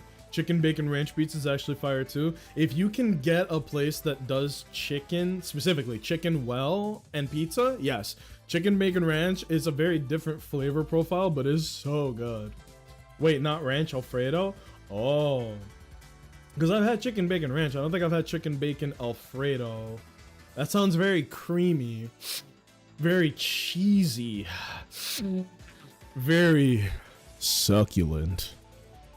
I like that though. That sounds pretty good. I'm a Hawaiian guy, man. Maybe it's because it runs in my fucking veins, but the combination of pepperoni and ham and tomato sauce, I can literally feel it rampaging through my system, and it just, oh. To be honest, I don't like pepperonis too much. Hawaiian is just my comfort. Pookie Bear, you and I are the same. Hawaiian is maybe the best flavor of pizza for me. A close second place is chicken parm. Chicken parm pizza feels extravagant, and even though it does cut the roof of my mouth sometimes, because I usually get breaded chicken when I get chicken parm, it's worth it. Chicken parm pizza, woo! Chicken parm pizza feels extravagant. Like if I were a lord of a county, like have you heard of the Nacho Lord from Nacho Manor, upstate PA? Yeah, that's where he be. That's what he's into. Are you gonna deliver my lord's chicken parm? Now the trick is I always get extra tomato sauce on my chicken parm pizza, but it's a close second. But Hawaiian is just simpler. There's less variables, like less likely to be fucked up, and never hurts the roof of my mouth. Same vibes with Captain Crunch, bro. Captain Crunch and chicken parm on the same tier list for me. Only time I eat pepperoni is on a Meat Lovers. Hey, yo! Fellas, why are you as a man eating Meat Lovers? That's a stupid joke. Let's not... Y'all know who I am. Come on. I just like saying hey, yo. It's like in my blood. But yeah, no. What was it? I had chicken Alfredo pizza once.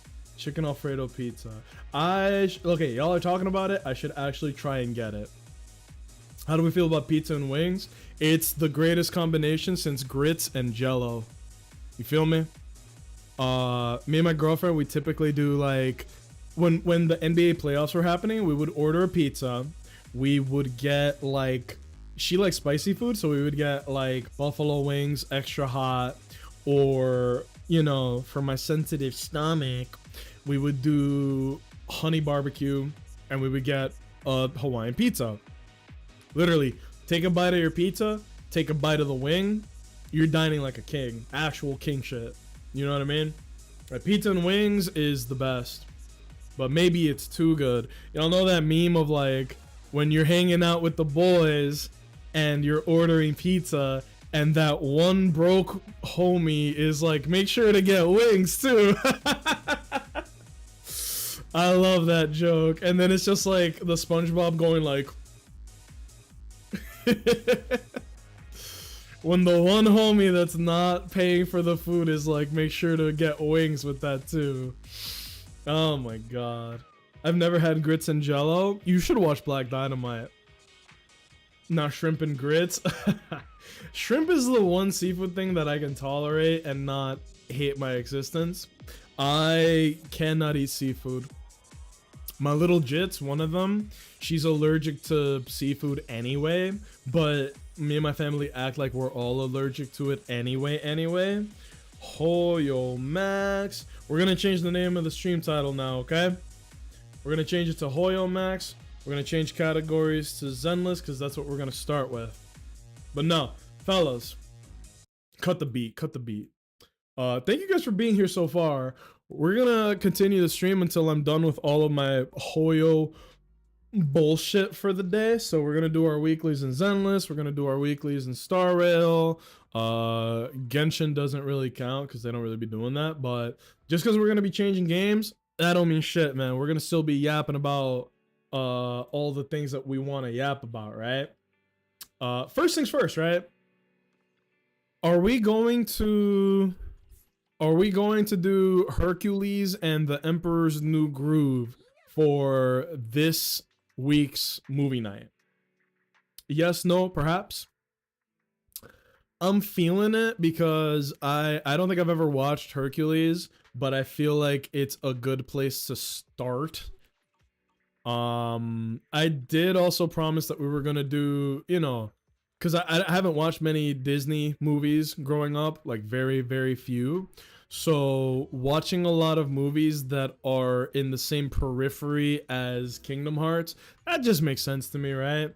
And what is almost every time, what is the first level in any Kingdom Hearts game?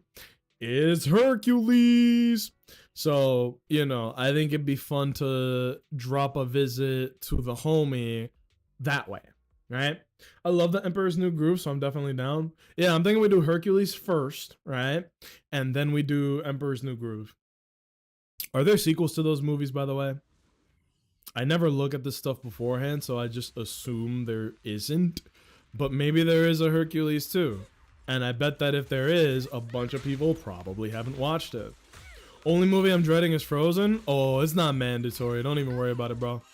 Attendance is mandatory, but it's not, by the way. But attendance isn't mandatory, but it's not like we have to watch Frozen. I think plenty of us have probably already been exposed to Frozen as it is. So I don't see the point in watching every Disney movie. That's not what we're doing, right? But, you know, we're throwing suggestions out. I never fucking do this, and I should. Here is a link to the Discord. Oh yeah, Nightbot's not working. Yo. So, well, I'll figure it out. I don't know what the fuck is going on with Nightbot, but basically, there is a lot of movies that we can watch. We are not limiting ourselves to Disney movies. We can watch whatever the fuck we want, right? For the test streams, I did John Wick, right?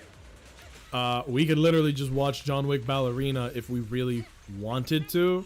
I don't think that we should because, you know, we haven't watched all of them, so like that's kind of stupid.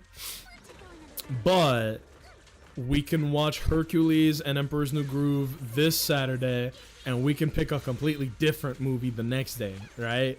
Like, we can do an action movie. We could do a theme week where, okay, look, we're gonna do a bunch of horror movies in October, something like that, right?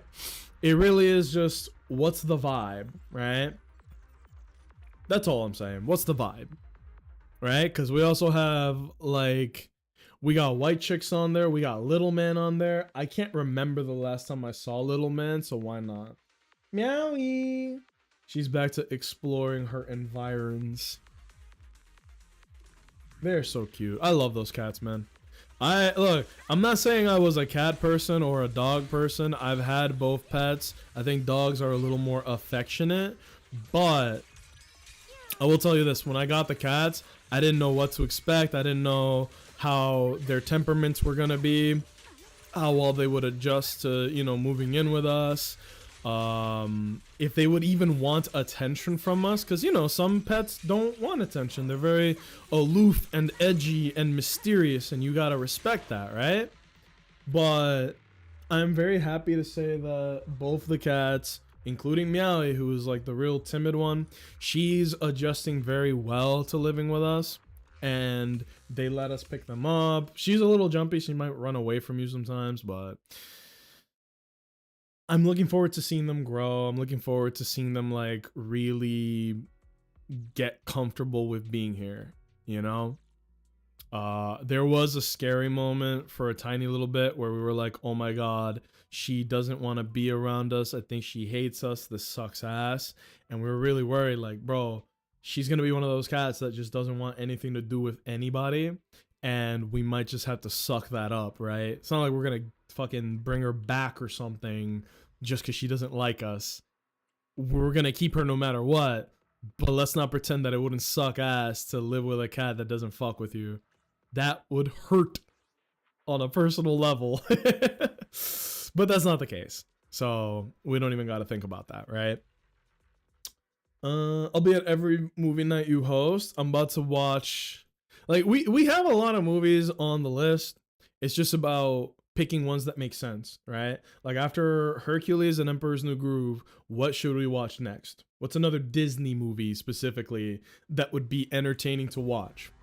We're not watching all of them, but if there is one that is really worth bringing up, then fucking put it on the list, right?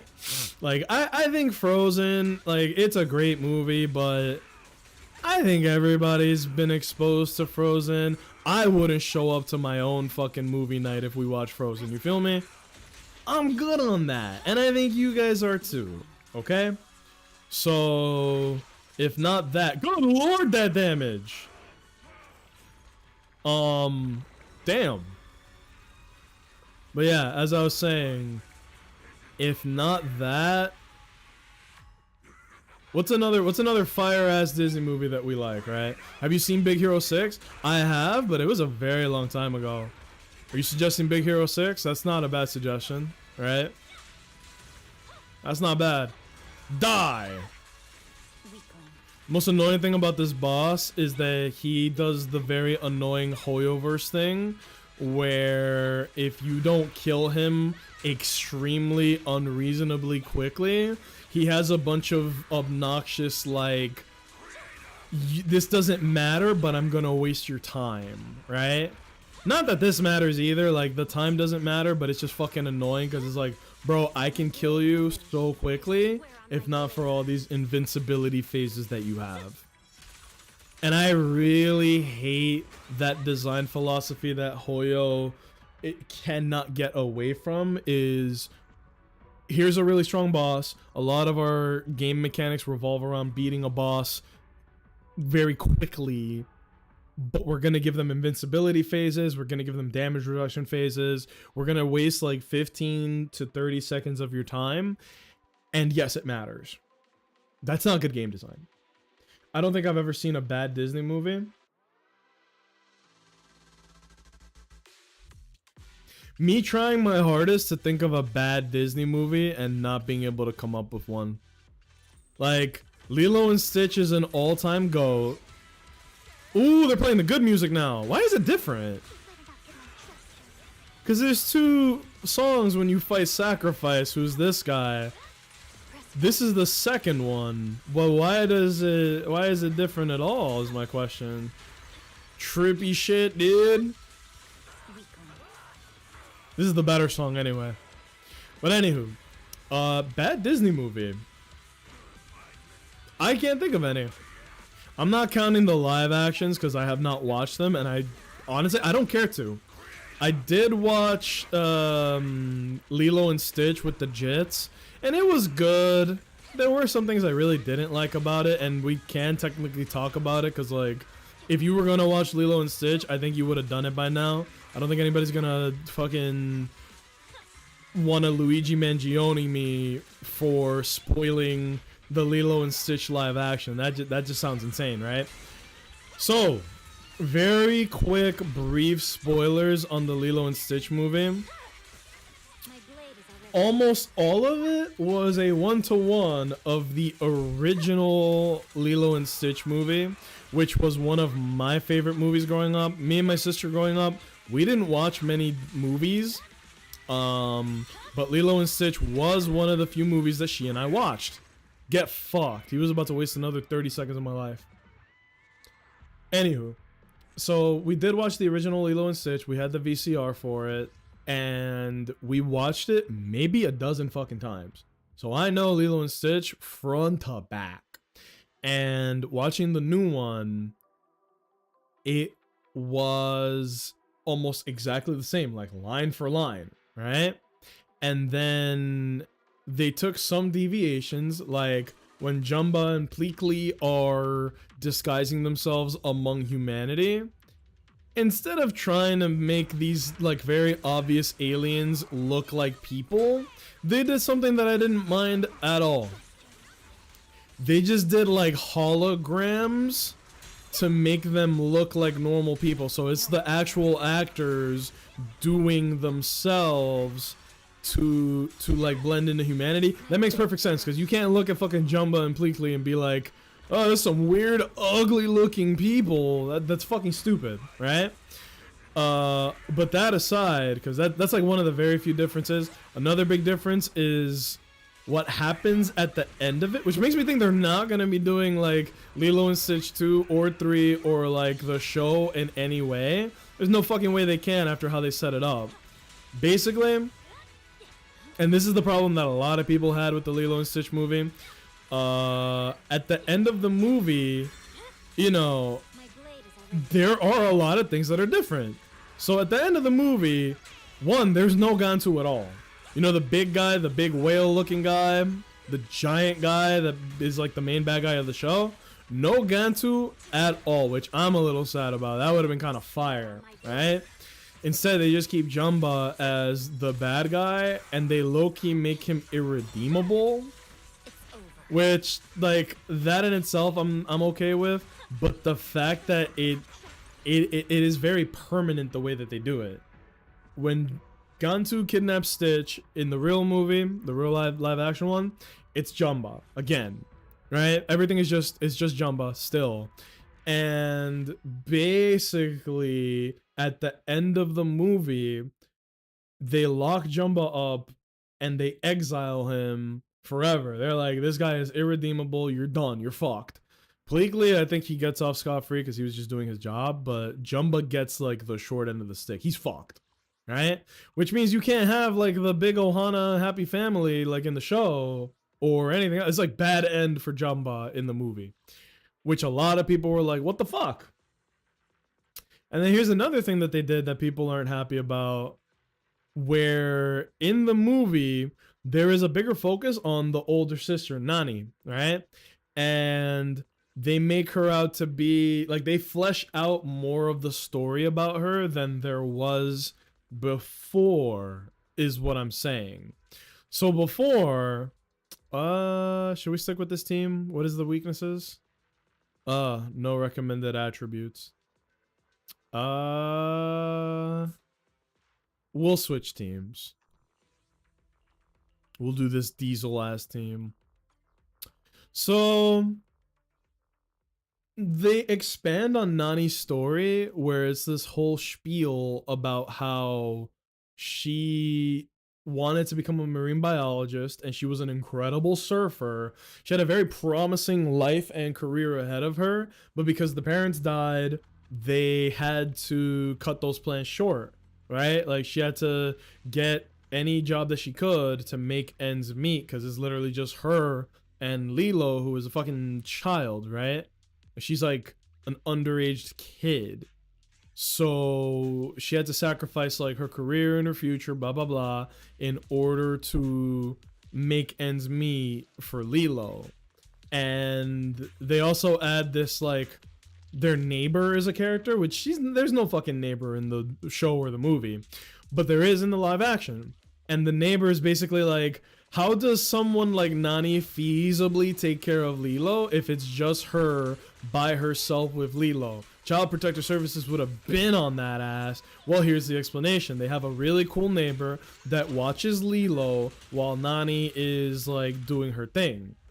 That really simplifies it, right? They never had a neighbor. Exactly. We have literally never seen a neighbor, but to make it make sense in the context of the real world, you have to give them a neighbor so that it doesn't look like she's just abandoning Lilo while she's working, right? Otherwise, that would make her look like an extra shitty sister instead of the sympathetic, like, bro, she is doing this shit by herself, basically raising her sister, right? Which is not that uncommon in the real world. But all that aside, basically, like, they add in a couple characters that don't exist. They give Jumba a bad end. Gantu is nowhere to be seen. There sure as fuck is not going to be a sequel to that movie. And the biggest thing is that they basically, like, Lilo goes, Nani, I love you. You're a great sister, blah, blah, blah. But I don't want to be the reason that you, like, don't have the future you deserve. So they kind of throw in like Nani leaves Lilo in the care of their neighbor who is like this sweet older Hawaiian lady, right? Like real auntie vibes. It's cool. And they proceed to like a big thing in the movie is like this fucking portal gun, and the portal gun is used often in the movie where at the end of the movie, Nani gets a hold of the portal gun. And so she goes away to college and leaves Lilo with the neighbor. But don't worry, everybody. She's not a shitty sister. Because every night, not only does she talk to Lilo on her iPhone 14 or whatever the fuck, she also uses the portal gun to spend time with her at night. So that's another big change. Like, it's not just, oh, we're gonna be a big, beautiful, happy family together now, but nothing really fundamentally changes for Nani like in the show. Instead, it is, no, I'm gonna pursue my future. I'm gonna go to college. I'm gonna still visit my sister every night, and Lilo gets to live with a full-time caretaker, which is their, like, auntie figure. And it's like the best of everything except bad end for Jumba. It's like Jumba had to pay for his sins in order to allow Lilo and Nani to like live out their lives. Also, Stitch is there too, I guess. I guess in recapping the movie, it is kind of surprising how secondary Stitch is to everything. Like, he is like, everything that happens with Stitch in the original movies stays exactly the same as in the original movie, but Stitch is not really like, nothing at all changes with Stitch at all. He still eats the coconut cake and then spits it out to be like, my bad, G. Like, and he looks cute, right? You guys remember the original Sonic the Hedgehog from the Sonic movie? That a whole fucking studio got bullied into being like, ew, dude, this shit is ass. Yeah, so Stitch from the very beginning, like from the first time they showed him, I think the still image they showed of Stitch was really bad, but Stitch in motion in the movie, like, he looks good, to be very honest. I know it's very easy to hate, but he looked good, right? And that's a big thing. He looked good. Who cares? But in recapping the movie, I realized, man, he really didn't fucking, he barely mattered, because it is like very much centered around Lilo being a neglected child and Nani being a person with a lot of potential and having a circumstance around her that will not allow her to realize that potential, right? And Stitch is there, everything's the same. No complaints there. I think he still gets run over by the semi, but I think they like didn't make it as violent as it was in the original, right? I really thought you was gonna say they leave Lilo in space. No, it did look bad for a second. Like it did look like, uh-oh, she's gonna fucking, they're not gonna be able to rescue her. No, they fucking rescue her. It's fine. They do take a little bit of liberties with the live action movies. I don't mind it. Apparently, and speaking of the live actions, right? This is why I'm bringing this up. This shit broke my heart. Have you guys seen what's happening to Will Smith? He's low-key trying to recapture the magic of his Fresh Prince days, you know, like doing music. Oh, hold on. Let me let the cats out. I think that they might want to be out of the room. If I go down again, like if the Ethernet gets disconnected, I apologize, but I'm just going to let them out. Or no, they're just fighting. It's okay. I might have to do something to make sure that they can't unplug the router again, because that was bad. I heavily do not fuck with Will Smith since the slap. Yeah, I feel like that might have been the beginning of the end publicly, right? Privately, you know, people feel how they feel about him, but I think in the public eye, it was considered a big fucking L since he did that. And then on top of it, like, you know how people don't take men's health seriously? And they've done a lot of interviews and discussions. Like, Jada Pinkett Smith takes every opportunity she can to just absolutely dog walk Will Smith publicly. And at a certain level, like, I also don't fuck with him because of the slap. Like, that was impulsive. That was a bad move, bro. That was not okay. Like, we saw someone straight up get assaulted on TV. That was an aggressive fucking not cool, right? I'm not condoning that. But a tiny little part of me can't help but be like, I feel so awful for Will Smith, where his spouse, Jada Pinkett Smith, will take every opportunity to be like, bro, I fantasize about Tupac every day of my life. When I'm with Will Smith, I close my eyes, I envision the cheeseburger in front of me, and then I turn it into a steak in my fucking mind. Damn. And she says this shit publicly on like talk shows and shit. Not excusing at all, not excusing Will Smith and his behavior, because it is like, I do see it as a bit of a cry for help or a desperate grab to like get back in the public eye or something, bro. Like, that man is hurting. And again, like, people really don't take men's health seriously, but it's nuanced, right? Like, you should not have slapped somebody, especially someone that like highly esteemed, over a joke. You yourself were big comedian, man, and clearly your wife didn't fuck with that joke.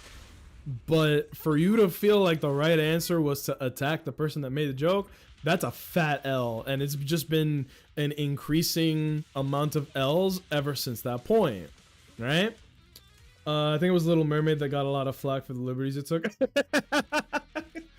Put a pin on that, because I do want to talk about Little Mermaid a little bit.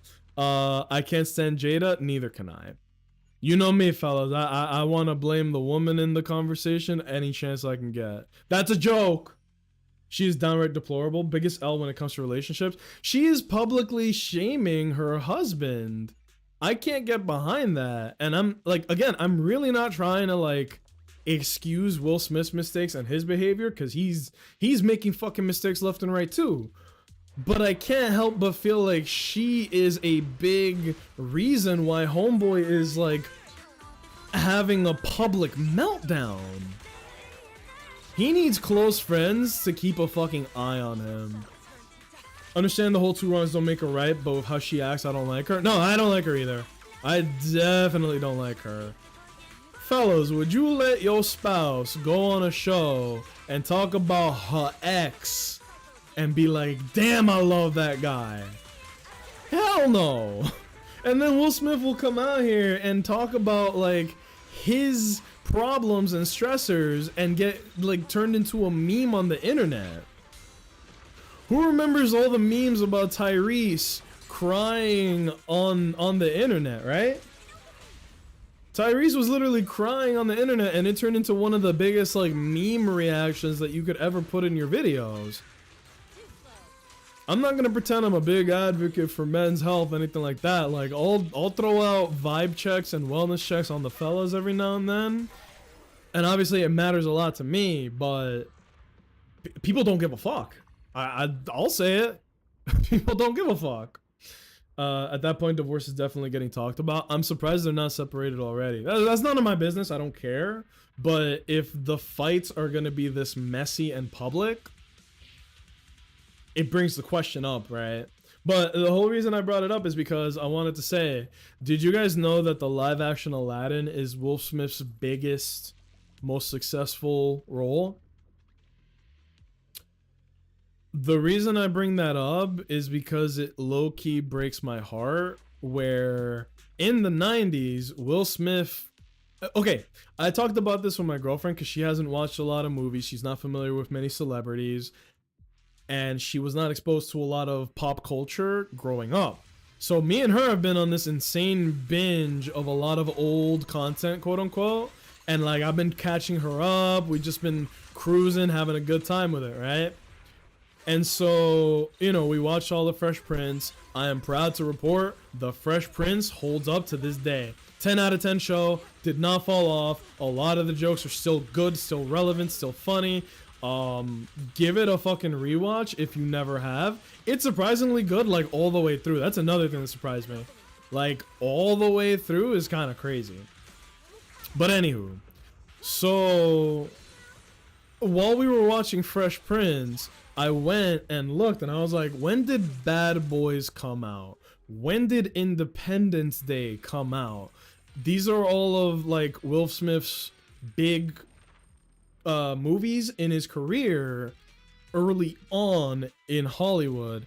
And I looked and I was like, holy shit, he was so young in Independence Day. He was so young in Bad Boys. He literally went from Philly rapper who uses clean lyrics to I'm gonna get my own show. That's kind of crazy. To people want me in Hollywood and I'm the leading man because I have a fire ass sitcom. That's the kind of career we're talking about. His rise, I hate how corny this sounds. Will Smith's rise in Hollywood could only be described as meteoric, right? He dominated Hollywood in the 90s. And that was my first question to you guys as attractive pop culture enthusiasts. Who was the biggest actor in the 90s? I think hands down, the first one that comes to mind to me is Will Smith. Maybe Adam Sandler, maybe, but I feel like Adam Sandler, like he was even bigger in the 2000s. But maybe I'm wrong, right? Maybe I'm wrong. I'm only 30 years old. What the fuck do I know? But I feel like looking back on everything I grew up on, Will Smith might have been the biggest star. Sorry, I'm burping. Will Smith might have been the biggest star in the 90s, and then I guess 2000s might have been like Jim Carrey, Adam Sandler. It gets a little hard for me to tell personally. But let me know. Don't forget Men in Black. I actually did forget Men in Black. Did you guys know my dad looks like Tommy Lee Jones? When I watched the Men in Black movies, I literally thought my dad was in the movie. I was like, Dad, it's you. And he would just laugh and be like, yeah, man, that was a pretty long time ago. I'm like, you know Will Smith? And he's like, yeah. I usually think Adam Sandler. Yeah, like if we're talking comedy, I think Adam Sandler dominated with like Happy Gilmore, Mr. Deeds, fucking The Longest Yard, I think it's called. But I also think of him more in the 2000s. There's a lot of Happy Gilmore, The Water Boy. Like he had a lot of like straight bangers back to back to back to back. But I still think Will Smith was the biggest star in Hollywood, period.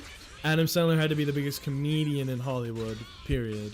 And then the 2000s get a little more muddy in that regard, but yeah. 50 First Dates, is that 90s or 2000s? I feel like in my memory, a lot of Sandler movies are in the 2000s, but I might be wrong on that. So I don't want to speak confidently on it because that is simply not my domain. Switch out, bitch. Damn. We might actually kill the boss in like 2 minutes. If Astra pop girls hard enough, we might kill the boss very quickly. Good damage. Yeah, I haven't talked about the game this whole time. Which is the point. I want to get better at yapping because I felt like I fell off on that. But yeah. 50 First Dates. I remember that movie. The concept of that movie is kind of horrifying. Because at one point, fucking spoilers for 50 First Dates, they have a kid together. And I want to say the ethical, moral dilemma with that is a little fucked up in my mind. But maybe I'm just a bitch, right? Where, think about it.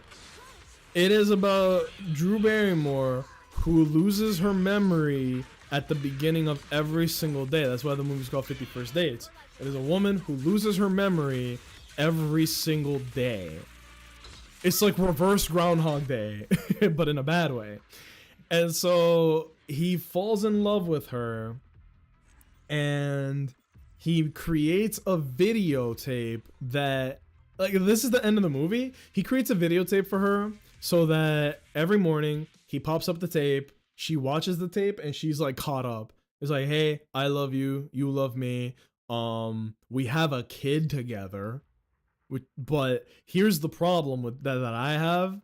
Thinking of it with a broader lens, nothing could be more horrifying to me than you wake up, you are 9 months pregnant, and Adam Sandler's your husband. You know, like I would be horrified. That's fucking actually terrifying to me. That last one's a joke. Like, there's nothing wrong with Adam Sandler. I have nothing but love and respect for him. He's awesome.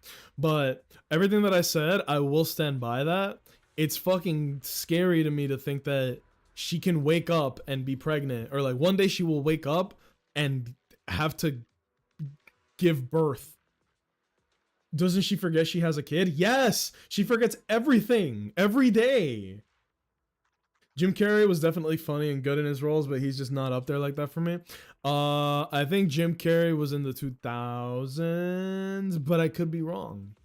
Jim Carrey growing up, he was my favorite actor.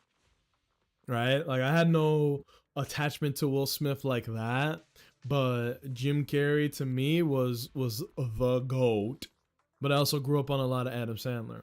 I mean, why my brain waves are the way that they are is a mix of Jim Carrey and Adam Sandler content that I absorbed at a very young age. I didn't have cable growing up, so I watched a lot of like TBS, a lot of FX, I believe it was called. I think it was called that. I don't fucking remember at this point. Oh, USA Network, that's what it was. And I watched a lot of HBO and Stars when I was in the Dominican Republic because they had a lot of movies that were out in the US, but for free in Espanol in DR, like a month after the movies came out in theaters. So when I was in DR, I was watching movies that were coming out in the US a month later. It was fucking awesome. So I watched a lot of TBS, a lot of like 90s and 2000s movies. That might have been what shaped me the way I am. And I know this show gets a lot of flack. My favorite TV show growing up was Friends.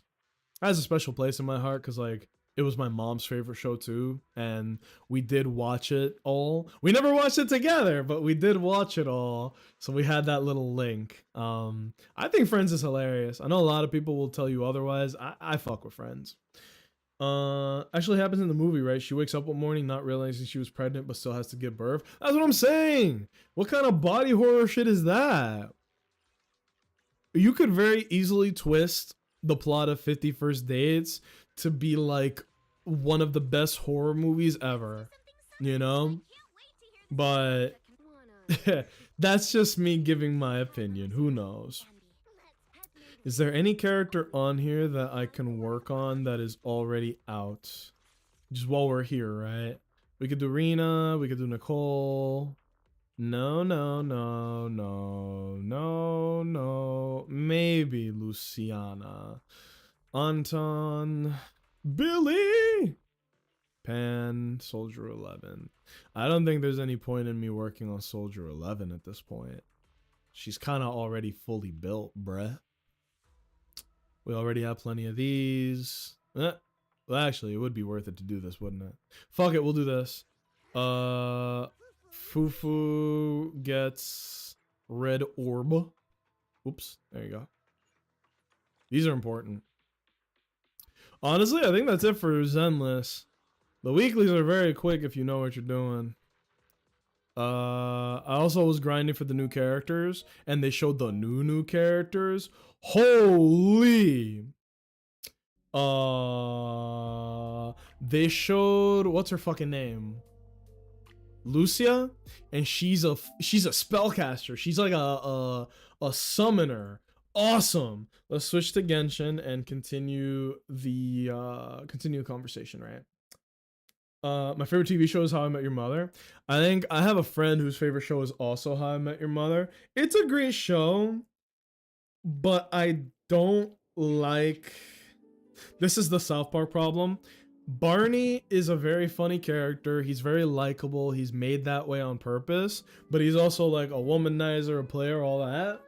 I hate the fact that there are guys out there in the world that lack the self-awareness to realize that the show is low-key making fun of Barney, and it is not encouraging or like condoning Barney's behavior.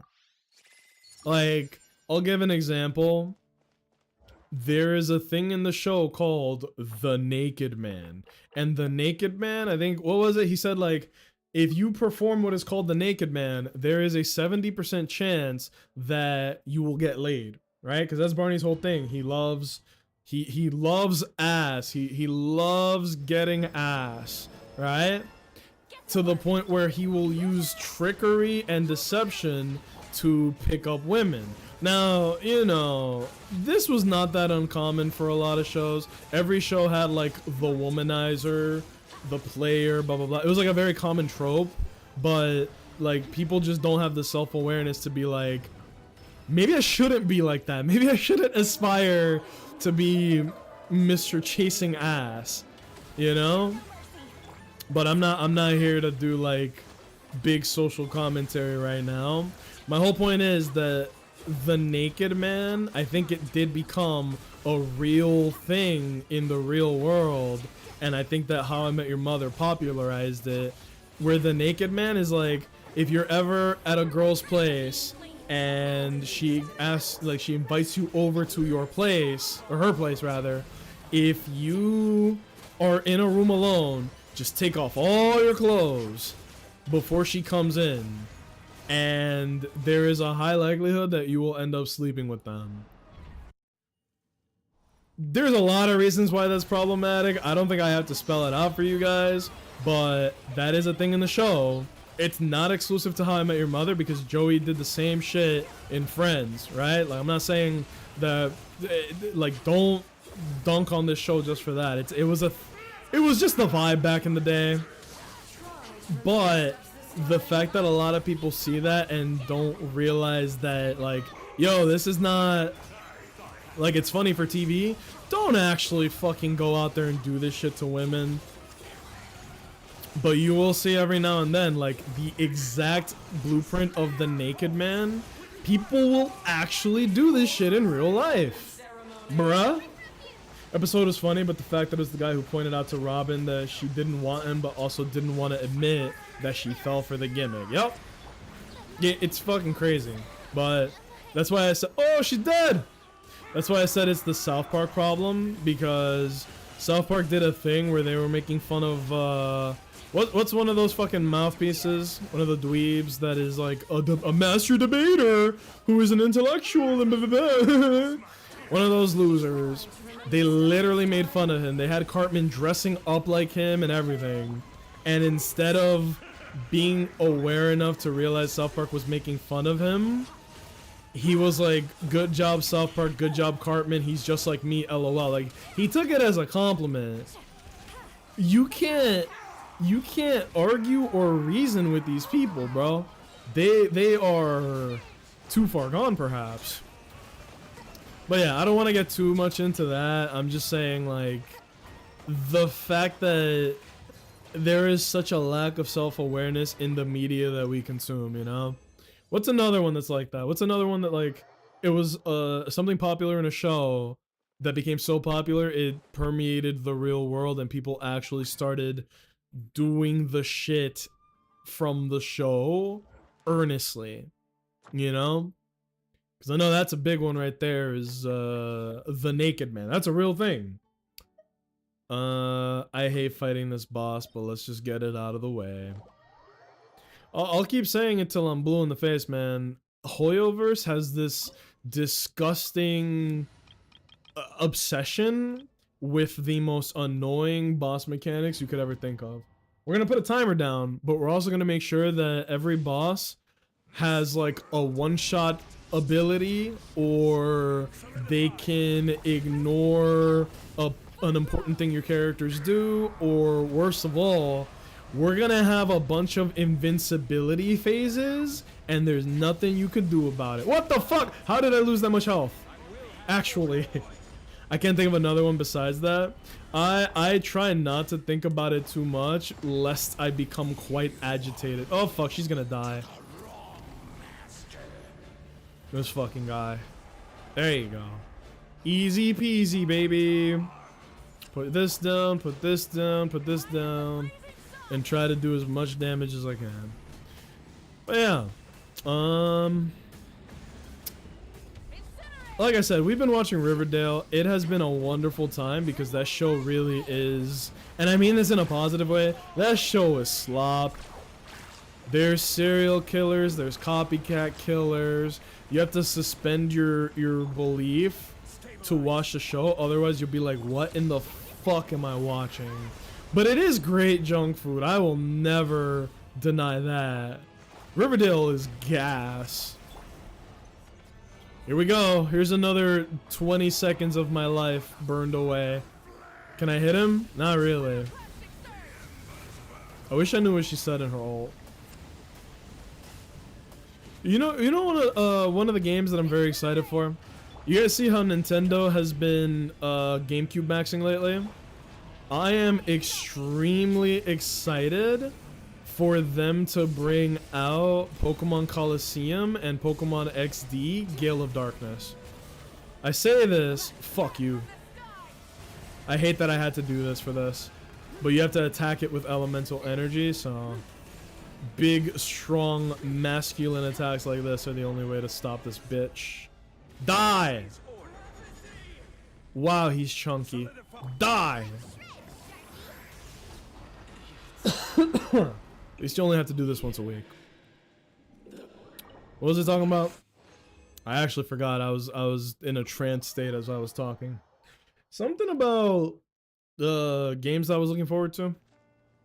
Yeah. They already showed that they are going to be doing the Pokemon Colosseum and Gale of Darkness, which I'm very grateful for. That's 2 thumbs up from me, baby.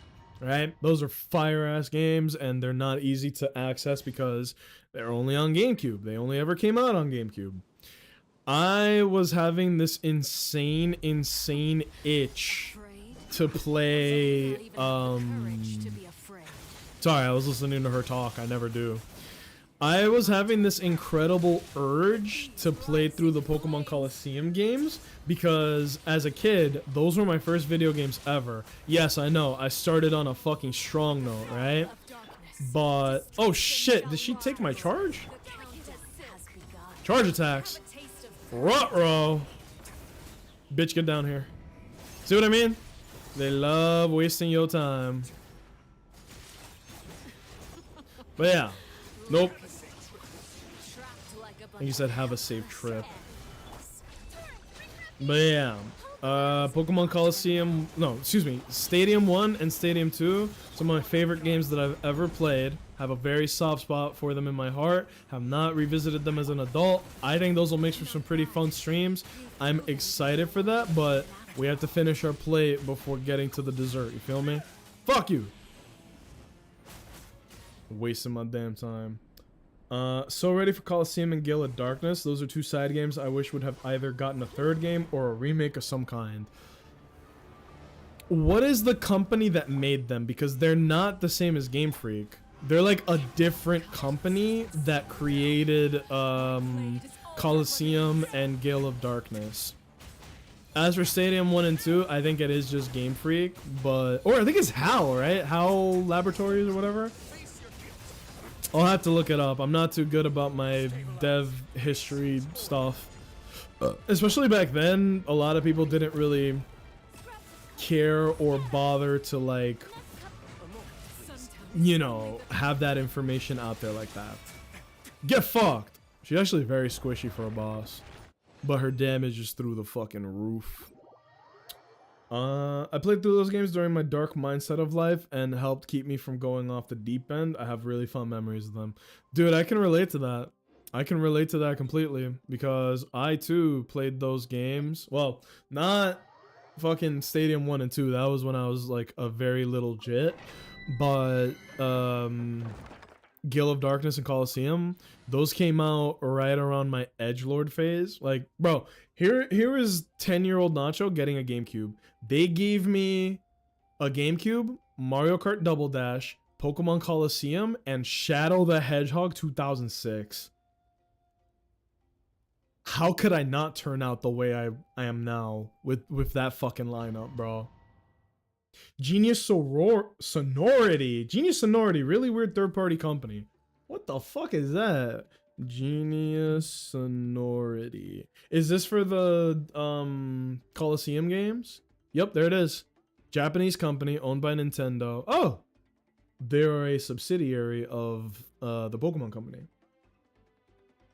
What is some of the latest things that they've been up to? How about that? Founded in 2002. Private. Are they still up? As of 2024, Genius Sonority has 20 employees. What? Oh, Pokemon Cafe Mix. Oh, shit. They have not. How do you put out two bangers like Coliseum and Gale of Darkness and then get relegated? This game was hot. This game was fucking gas. Learn with Pokemon, Battle Troze, Shuffle, and Cafe Mix. That's so sad. What the fuck is Dempamen? This better not be not safe for work. What the fuck is this? Party to explore dungeons. Dempamen will appear player surroundings in their Wi-Fi signal. What? How do you put out two bangers like this? And then these are the games that you've been pumping out since. It looks like their latest project was Cafe Mix. Good lord, that's it. That's it. Fuck. They gotta put them back to work on those remakes, bro. That's a gas lineup. It really is. Because Coliseum was amazing. The fact that they made Gale of Darkness and is just as good as Coliseum is insane. I grew up on Melee, Double Dash, Wind Waker, Soul Cal, and the Pokemon games. I never played Soul Cal, but all those other ones I did. Wind Waker was my first Zelda game, and then I got Link to the Past on the Game Boy, and that is literally all the Zelda that I am familiar with. Cafe Mix actually isn't bad. Oh no, yeah. I'm not saying it's bad. I'm just saying it is sad and surprising that that is as far as they got. You feel me? Like, is Nintendo allergic to making money? How much money does it take to produce a modern day version of Coliseum and Gale of Darkness? I'm not even asking for remasters, though that would be fire. But like, the Pokemon Company be throwing us curveballs every now and then, the least you'd expect, right? Who remembers a couple years ago they literally released a Pokemon Snap, like a new Pokemon Snap? I don't think that was on anybody's bingo card, was it? fucking not mine. So if they will revive a franchise like Pokemon Snap out of the blue, it would not surprise me if they did a Coliseum or XD, or fuck it, dude. Give us a Pokemon Stadium like game. Give us a game where you pick out rental Pokemon and you can go against bots or people. Like, if you wanted to play competitive Pokemon back in the day, Stadium was actually very valid. Rental Pokemon were hot ass, but it wasn't that hard to transfer over your real ass Pokemon into those games. You feel me? So, oh, friendly fire. I would love to see that. Unfortunately, what I am describing is what they're doing in Pokemon Champions, except the one thing I saw is that it is free to play, and you can download it on your console, you can download it on PC, on mobile, blah, blah, blah, blah, blah. But it looks like you're gonna get currency for playing that will allow you to unlock Pokemon, change their movesets, change their items, change their abilities, natures, everything will require these points. Let's call it pack points or BP, right? Everything is either BP or CP. Keep the CP away from me. No, thank you. Do I look like the president? No, but let's call it BP. So you have to spend your BP in order to change every single fucking aspect of your Pokemon. And while you can earn this currency free to play, you'll probably be tempted to just spend real world dollars in order to get it a little faster, let's say, right? So I'm just like, you know? Because if you want a Mega Stone, it ain't gonna come cheap, right? That's my beef. To get the best Pokemon, for them to make money, for it to be a profitable game, for them to support, they gotta monetize it, and the thought of monetizing competitive Pokemon kind of makes me sick. Yes, I could play the official Pokemon Champions game because it's right there, right? Or why don't I just not do that and let me instead just play Pokemon Showdown? You know what I mean? What is stopping me from just playing Pokemon Showdown where everything is 100% free and none of this like spend the points bullshit? Oh no, the new game is actually official and has better graphics. I don't care. It's free. And for a lot of people that play Pokemon, free is very important. Not everybody has like the money bucks to fucking throw at a new game, or like a free to play recurring Pokemon game. No thanks. That being said, I am going to probably take a look at it, but I will not be tempted to spend money on it. Pokemon already gets their monthly cut from me from Pocket TCG, right? They don't need my money. My money is no good here, actually.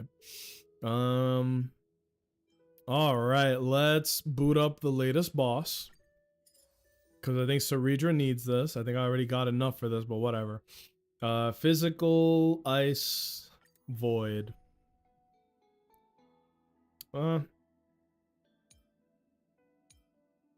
This will do fine. Who cares?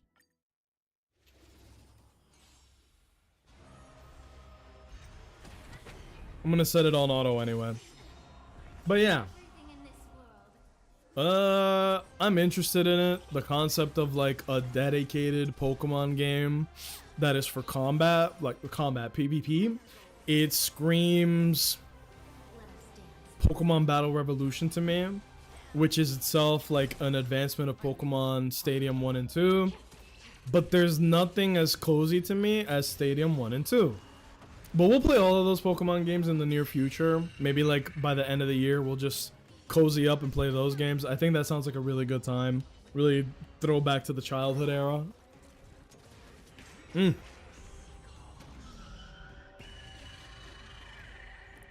I don't know. I am looking forward to Legends Zaw. I think it's gonna be the best Pokemon game they've ever made. Because I love Legends Arceus. It's my favorite Pokemon game. I think Legends Zaw is going to top that somehow.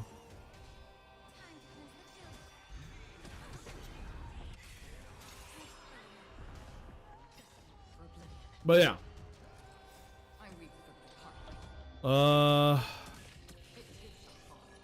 Why did I go on that rant? I'm trying to like backtrack a little bit. How did we get here type of thing? I don't fucking remember. Hello kitty. Do you wanna go out? Alright, I'm gonna open the door, I'm gonna let the cats out. And I'm going to pray that they don't fucking knock the internet out.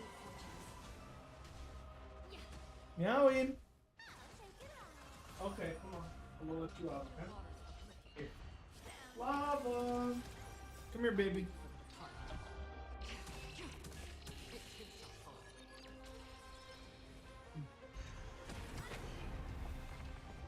Oh, god damn it. They're like trying to get off me. I'm trying to like hold them so that I can take them out of the room. Fellas, say bye to the kitties for now. They're getting a little angry being cooped up.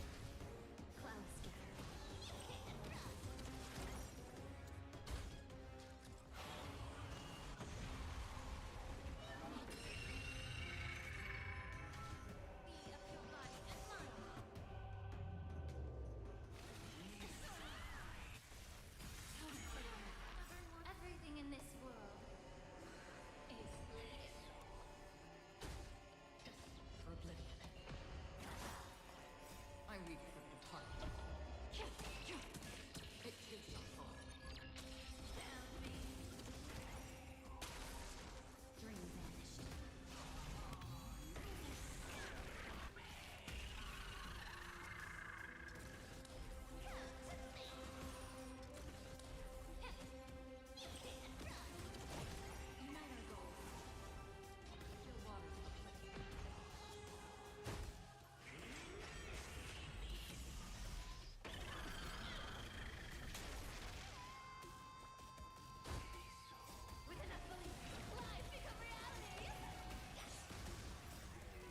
Let us dance once more.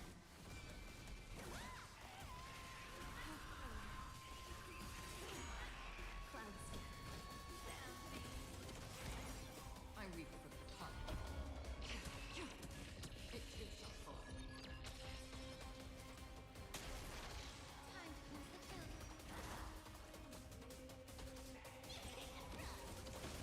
to close the tomb. For oblivion.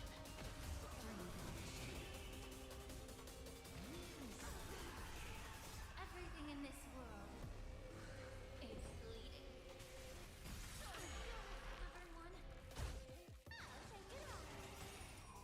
With enough belief, lies become reality.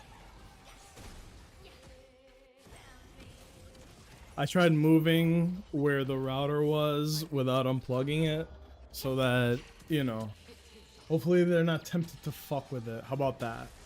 But yeah. Let me finish this oatmeal while we just do this, and then we're gonna do the Divergent Universe and go from there.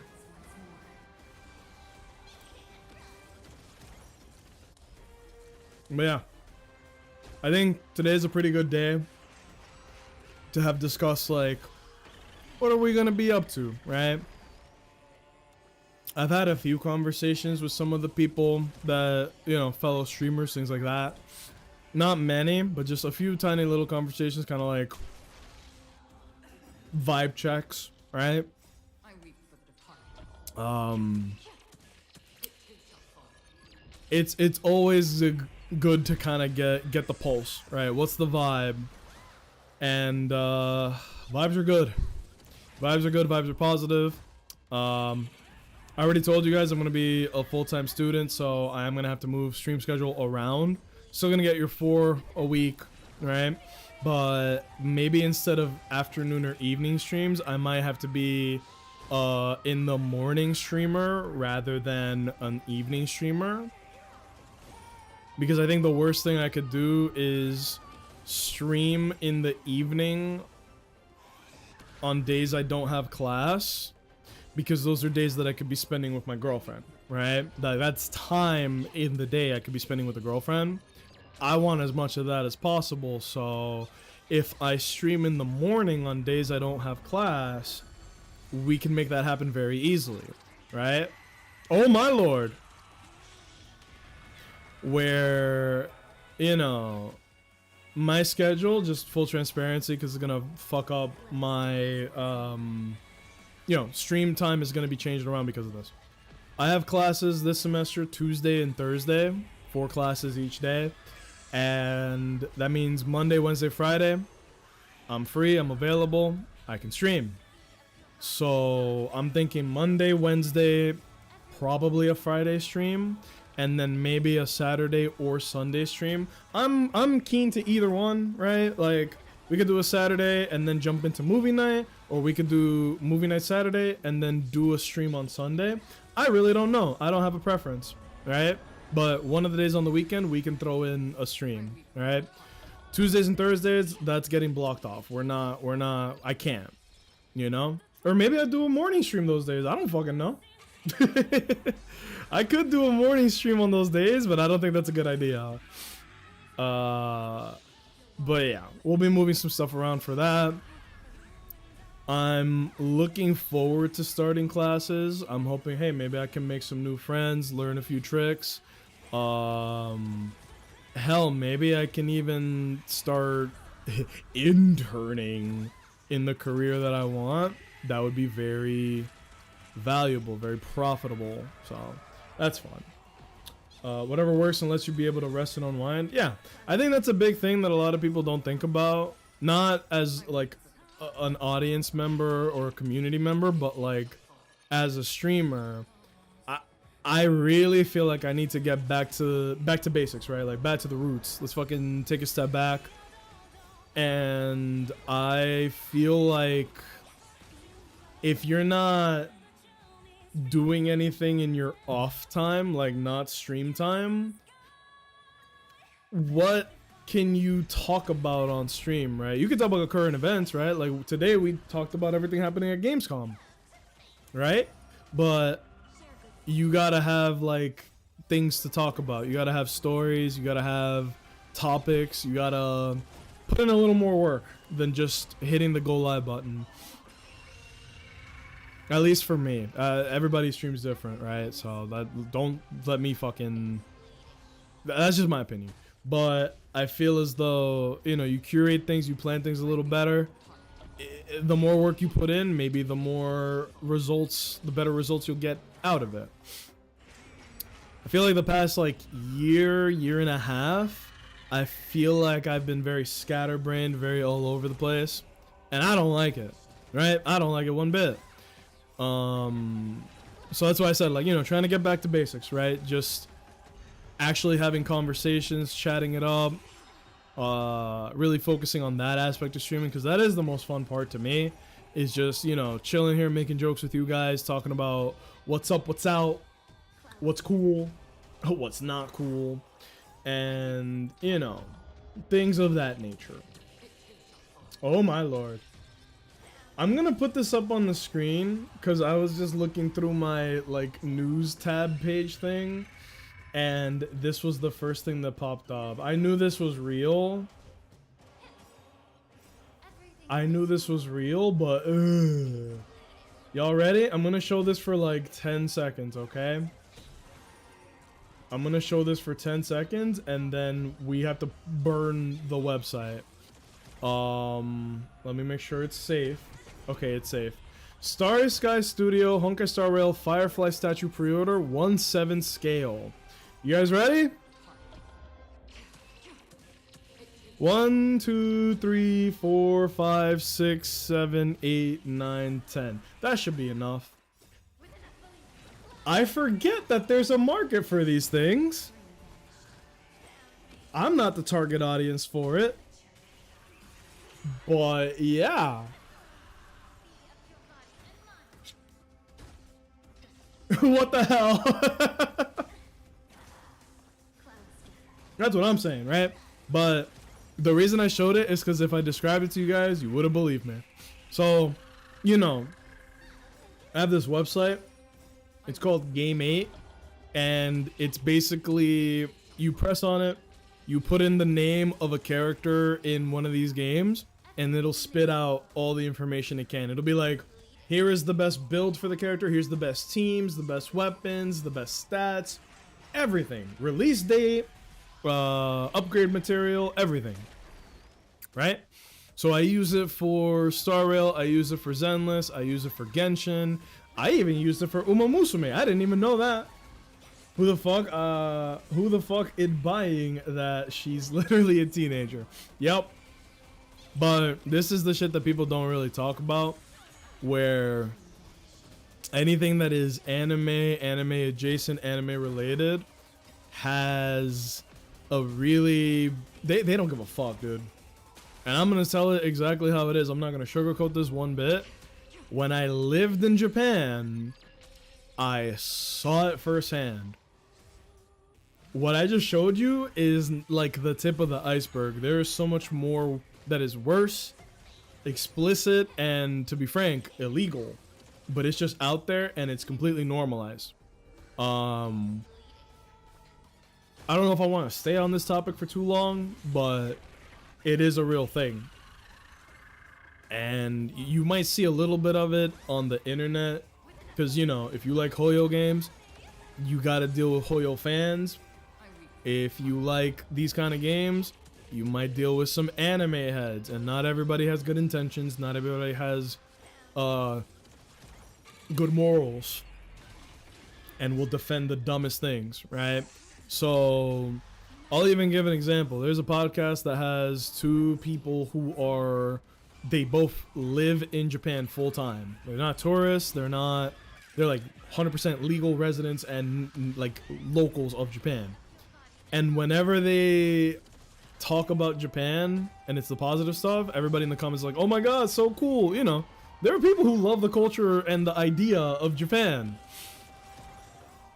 But the moment you talk negatively about it, they lose their fucking minds. Now, you guys know me, you guys know how I am. Regardless of how heavy or dark a topic is, if we start talking about it and we have some meaningful shit to say, and that's the important part, meaningful shit to say, I don't shy away from those conversations, right? So, I'll tell you straight up, there's a lot of creepy fuck shit that happens in Japan that people don't talk about even a little bit. They avoid it like the plague, dude. How many anime can you guys think of off the top of your heads that will sexualize characters? Let's say not even under the age of 18, which is our United States legal age for like consent, blah blah blah blah blah. Let's say 15 or below. How many anime that sexualize the characters, right? And when I say sexualize, I mean like generous shots of the characters, like butts and chests and hoo-has and wahoos. It's a lot, right? It's a lot. But anytime that anybody talks about the negative or darker side of this stuff, like I am right now, a lot of people come out of the woodworks to be like, don't talk bad about Japan, don't talk that the blah blah blah. These are people that have never visited, that love the idea of it, but don't respect Japan enough to talk about the things that are not good about it. I think that if you really like something, if you really care about it, you should be able to discuss the things about it that are not so fun and positive. If you're just hiding the shit that is, you should really bring it up and like make a stance on it, all you're doing is helping the problem. Because the shit that I'm describing has been happening for a long time. It's not the past decade, it's not the past 2 decades. But anytime anybody talks about it, it falls on deaf ears. Why do you think that so many creepos gather in this one topic or this one anime or this one design character, whatever? It's because they don't get shunned for it. They don't get shamed for it, right? I'm not gonna pretend that I'm above like the Gooner jokes, because I think the Gooner jokes are funny, frankly. But there's a difference between ha ha ha Jane Doe and like, oh wow, that one character looks like a 12-year-old and they're into that because they are into that. Bring back public shaming. Yeah, we talk about this every now and then, but the fact that like I bring this up because we're playing a Hoyo game and this comes up all the time. Hoyo is like mostly immune to this because there's not a lot of sexual heavy characters in this game. It's just anime characters, right? You can't look at a pair of breasts and be like, oh my god, sex. Like, no, stop. Relax. Don't be rash, right? But if you look at a character that their whole thing is being sexual or bait, then okay, you can kind of criticize that a little more in my eyes, right? I can't think of many characters in Star Rail that would fit the bill. At least none of the characters on screen, right? Not to me. But Genshin, kind of a little bit with the clothing and like certain characters. Zenless is like every single fucking character is some type of fetish. Every single one. I can't defend it and I don't. Kafka? Kinda, yeah. But the funny thing about Kafka is the way she acts is very sexual. The way she dresses is like business casual. She dresses like the office siren. Which I learned is a real thing apparently. But yeah, like she dresses okay, but she acts mad sexual, right? But I've said this so many times, but it's because it just gets worse every time. They showed two of the new characters in ZZZ, right? The mage and the octopus, right? Quite literally. I was kind of shocked at those designs. I was surprised.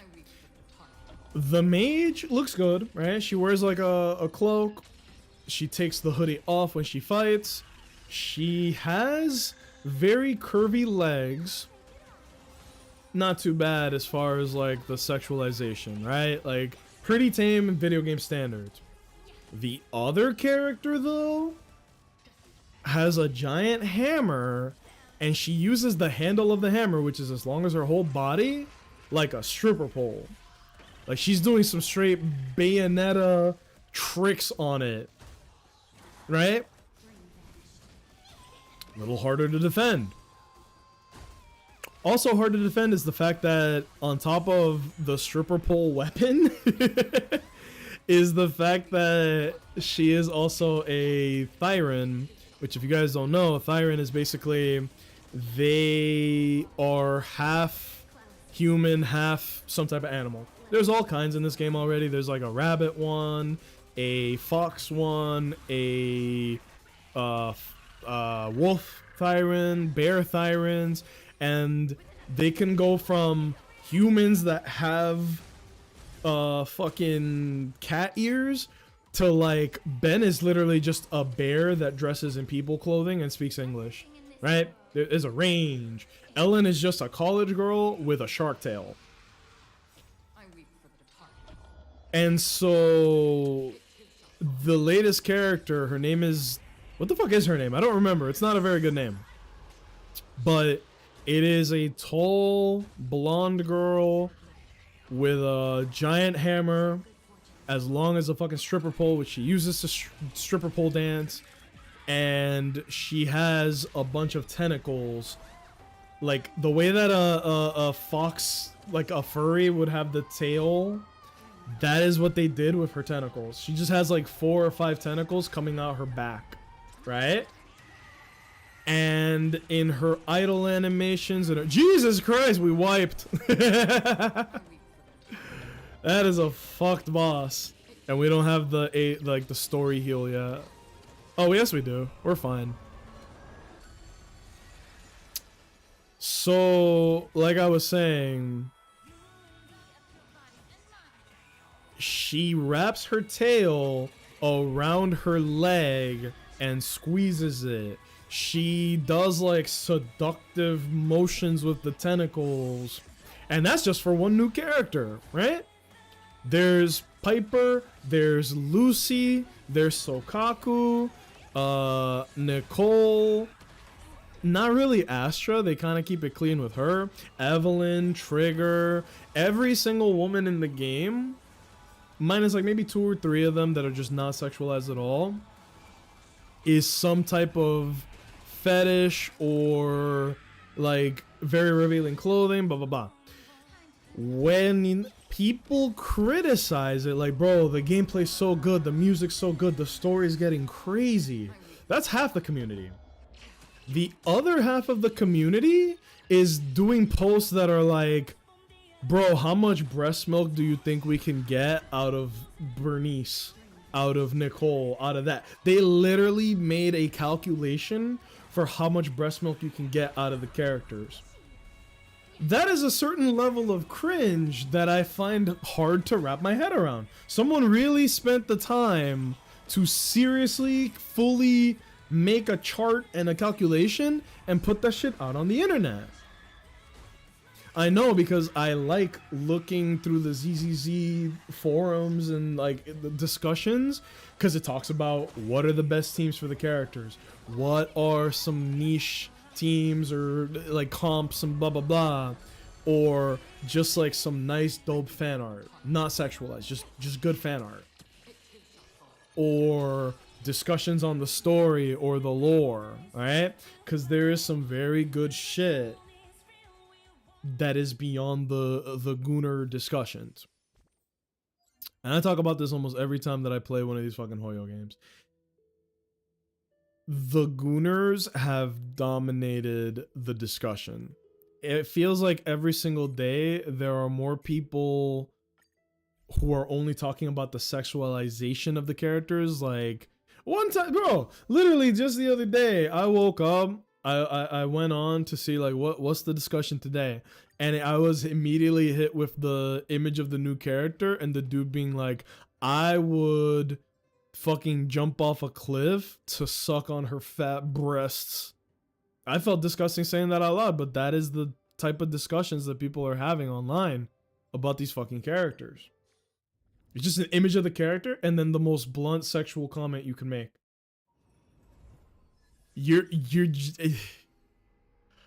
Look, I'm not gonna judge people for gooning. I'm really not. But can we keep it a little classier than that? Or worse, this is where it's like, instead of about shame, it's about just, bro, you should actually be put on a list.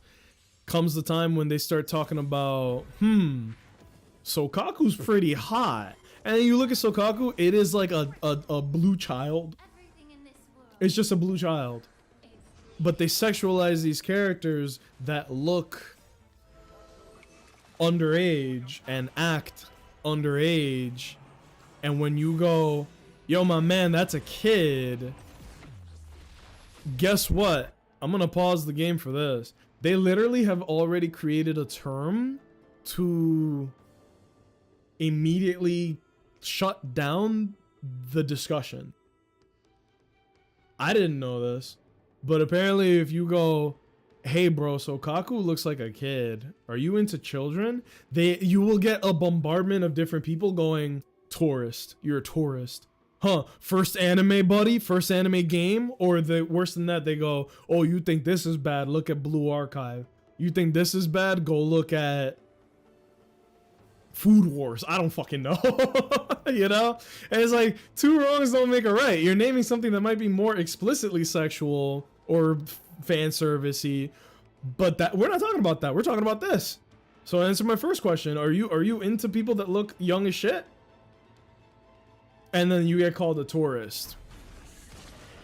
I'm just a lurker. I watch these conversations. I don't participate because I have participated in the past when I lived in Japan and I was trying to like, I need a gaming group to play games, but I'm in Japan and time zones are weird. Guess what? I'm not gonna play with people that have these opinions where if you criticize, like, bro, you might have to actually face the fact that you're into fucking underage kids, and then they go, you're a tourist, bro. That's the culture, man. Don't diss the culture. I'm gonna diss the culture, and I'm gonna look at you sideways because you're into this shit. Reddit pages are actually horrendous at points. I can't show what's on the Reddit page because I am 100% certain it is going to be some creepy pedo gooner shit. Die! I figured he couldn't kill these. Because you know his whole thing is that he just instantly kills anybody that gets hit by that. It doesn't work on the trotters. Makes perfect sense. I'll be the first to admit I love Food Wars and enjoyed it, but it's unforgivable on the sexual side. That's the problem, man. I think that anybody who has to rely on fan service or gooner shit, it is a crutch. I have said this about every single thing, not just anime. I'm talking about streamers. I'm talking about video games. I'm talking about all of it. If you have to resort to sexualization to draw people in and or keep them there, whatever you are making to me is already hollow and meaningless, because it's like, if it were good, whatever you're making would be able to stand on its own two legs and rely on the actual content. If all you're doing is preying on people's horny ass impulses, one part of me is like, more power to you. Like, if you're an OnlyFans creator, fucking get that bread, right? That's not who I'm shaming here.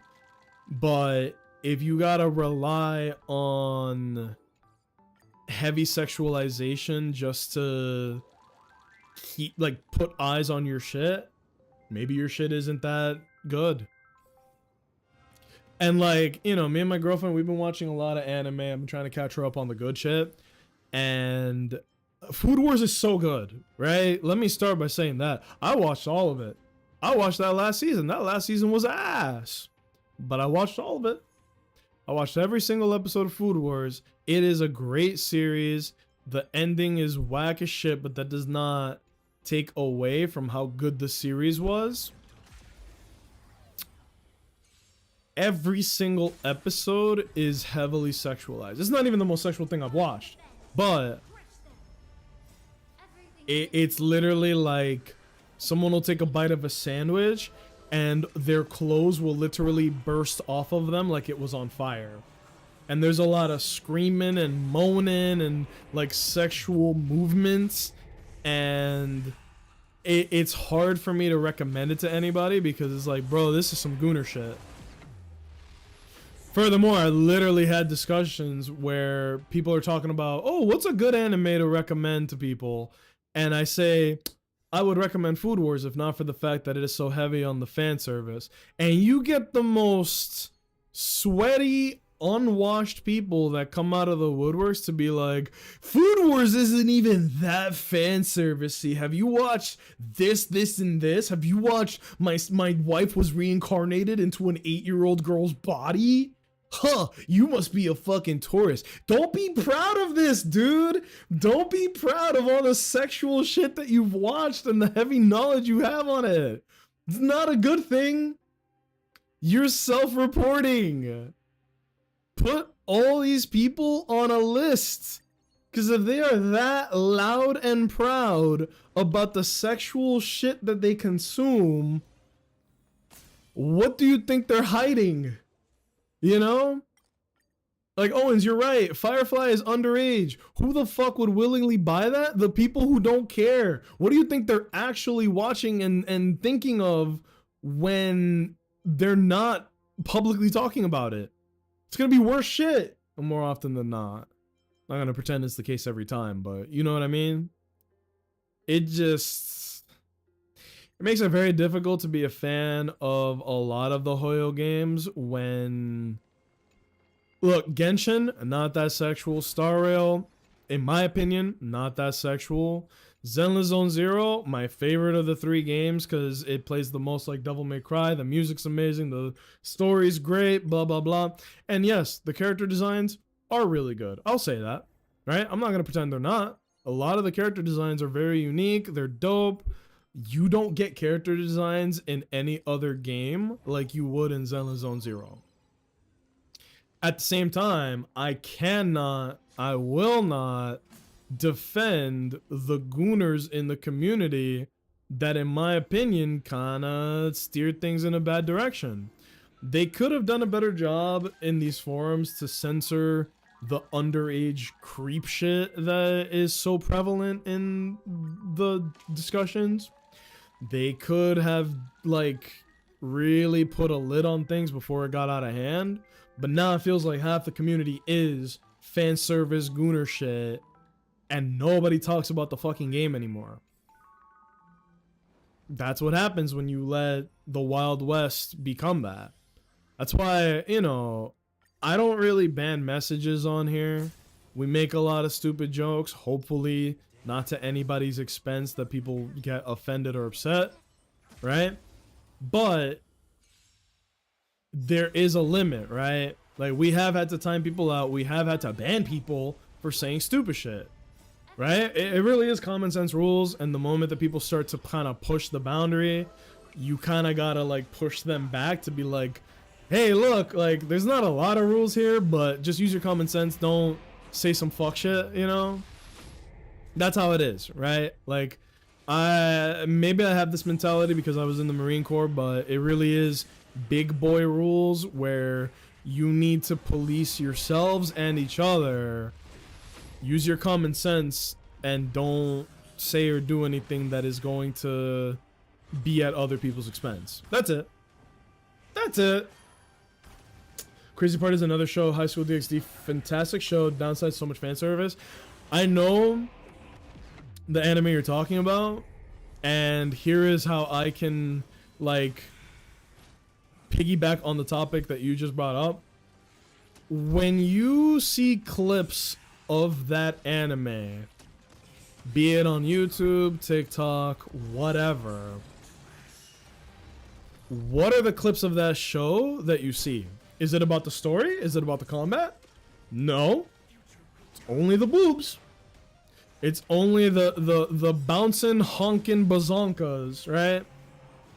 So I think that if your anime, if it's only known for all the gooner shit, that is a failure of the creator to do something meaningful.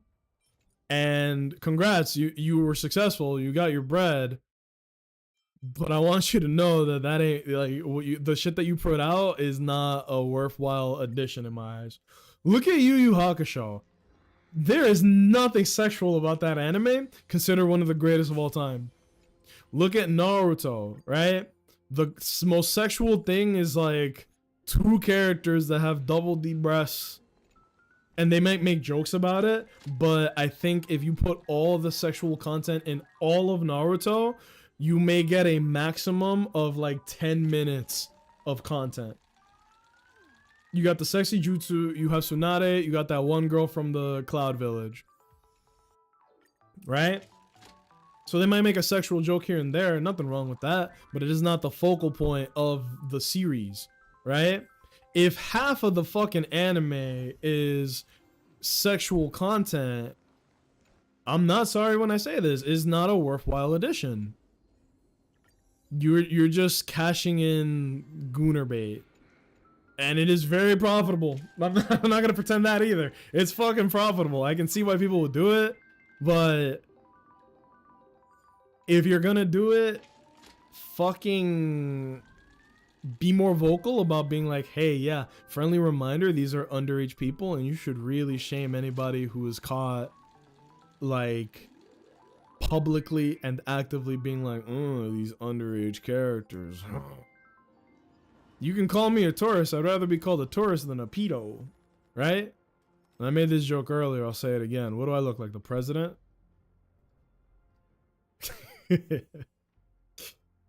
It's a pretty good year to be up to illegal shit. There's no consequences these days. We'll pick this up, I guess.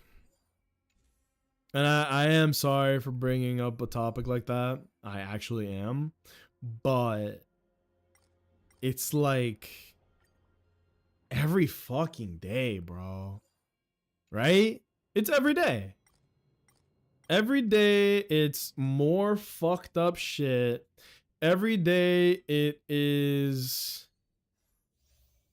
less consequences for the people who would get shot into the sun for the things that they've said and done. Just above it all.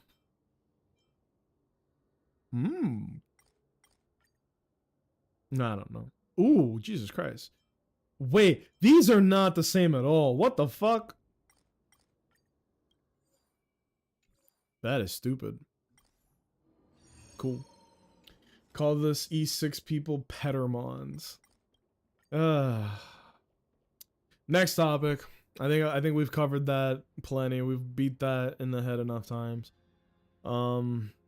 They released images of the new characters and the gooning continues. But when I see like Sokaku or Piper, it's very telling the way that these people talk about it.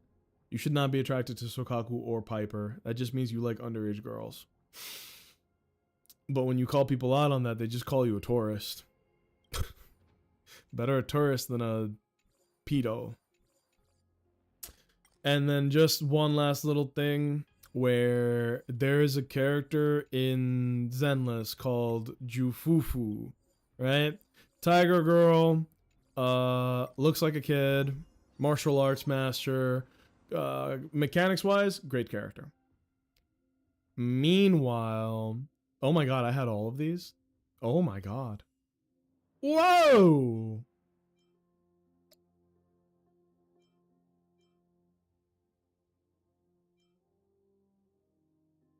I mean, I'd rather have like stuff that would give me more stuff, but that's okay. We'll take this. Anywho, Fufu in Zenless Zone Zero, she is a martial arts master, tiger girl, stun character, fire user, very cool stuff. Actually has a pretty good niche in the game, that's why I bring her up. Now, people were already making lewd fan art and gooning to this character. And when in one of her story things, they point out, like they very explicitly make a point to talk about this. They go, oh yeah, Fufu's like in her 20s. She's a grown-ass woman. She just looks like that. And all of the creeps were like, we won, we're allowed to do this. Y'all were already doing it before it was like confirmed that she was an adult character. And I think that if you have to question if this character looks like an adult, one, I think you should already be like, let me not, you know, be like this. But two, to like share and make lewd art and do all this shit is like, you actually have to be put on a list for real, and I'm not kidding. If you are already sexualizing the character and you don't know if they're of legal age, that's a red flag, bro. And even then, before anybody goes, well, Nacho, just because they're legal age doesn't make it okay. I know, I agree. Look at Piper. Piper in the game is like 40 something, but she looks like she's 14. And people are like, hell yeah. I'm like, ugh. Don't fucking do that. But that's just the world we live in, dude. People don't give a shit. Ooh, this is fun. Get rid of everything. Give me new stuff. Oh shit. There we go. I don't know, man. I talk about this stuff because, like, imagine you're a parent and you are raising kids in this world where the highest person in office is very likely, allegedly, a pedo, right? I'm sorry, there's no joke, there's nothing funny I can say here. Just very bluntly, like, we are in a world where kids are not safe. I mean, they weren't safe before, but we are rapidly approaching normalizing the shit. And that's the part that sends me going nuts. I will say right now, Honkai Prep has my main attention and focus. What you talking about? Honkai Prep? As in, like, getting ready for the next characters? Me too.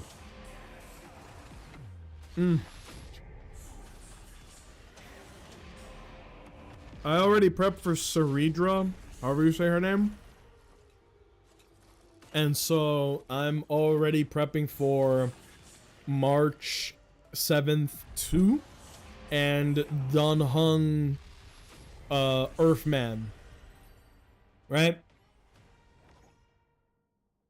I'm looking forward to it. I think these characters are going to be very impactful, right? Because it's not every single patch that they're going to release a new character that is sicko mode. It's going to be here and there.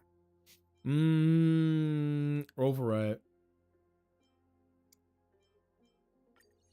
Wow, that's kind of useless. Preparing for new characters, looking at lore, understanding background stories.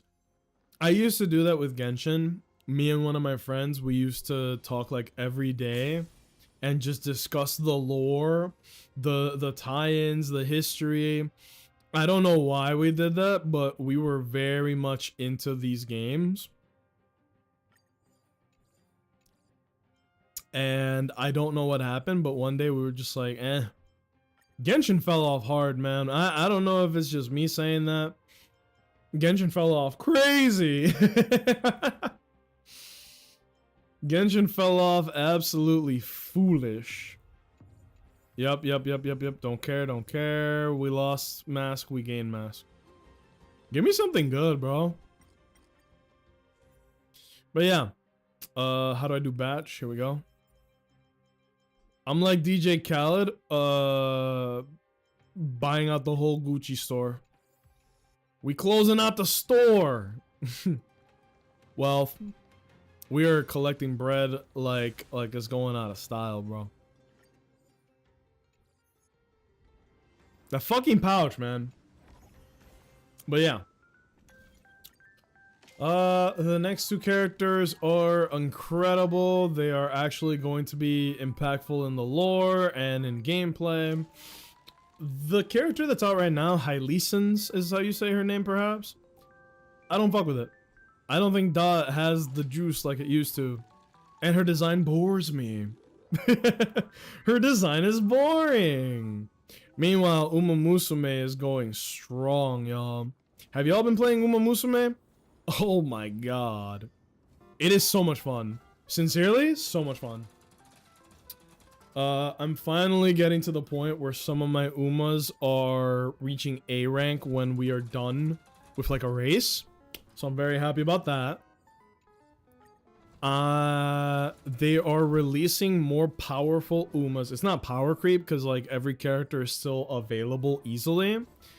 They are... Nah, fuck y'all. That's so cool. It's just a middle finger button. I love that. There you go. But yeah, there is another character coming, and she's apparently going to be pretty damn good long term. Seiyun Sky, who is from the anime. She's like the rival of Special Week in the anime. Good Uma. To be fair, they're all good. Like, everybody's viable. It's not the kind of game where you gotta pull for meta, anything like that. It does not benefit you to pull for meta because there ain't really much to compete on, right? You got your daily races, you got your, like, PvP stuff, but who gives a shit, right? That's why I like Uma Musume. Who gives a shit? Just pick the character you think is cool and go from there, and you'll be a very happy person. Did you say Seiyun Sky? That's not how you say her name, though. It's S-E-I-U-N. Seiyun Sky. Die. Yeah, it's good shit, man. Alright, I'm gonna put the fight on auto and finish my oatmeal. Oh my god, it's 3 o'clock. What the fuck? I blinked and it was 3 p.m. I thought it was 1 o'clock, guys. Fuck. What happened? I blinked and it was 3 p.m. I was gonna go exercise after this and then cook food for me and the girlfriend. Oh my god. Well, regardless, I think we accomplished what we wanted to today, right? We caught up on the Gamescom stuff. There's a lot of really fun games coming up. We talked a lot about, you know, I'm not going to say the future of the stream because that sounds way too stuffy and like epic. It's more like discussing minor plans like, hey, what are we, you know, movie nights, stream schedule shifting, and the actual content, right? I'm thinking tomorrow we finish Star Rail. Oh, and so are we past 3.4? We should be in 3.5 now, right? We did all the finance stuff. We're about to talk to the girl, Cyrene. I always forget her name. I think we're about to talk to Cyrene on the swing. So I'm assuming we're in 3.5 or at the end of 3.4. We're now in 3.5. Thank fucking God, dude. I feel like we were stuck on 3.4 for like 2 months. Longest patch of my life. Very good. Incredible reveals. Don't get it twisted. But damn. That lasted a minute, dude. So maybe we do 3.5 if people want to watch 3.5. And then after that, we can either do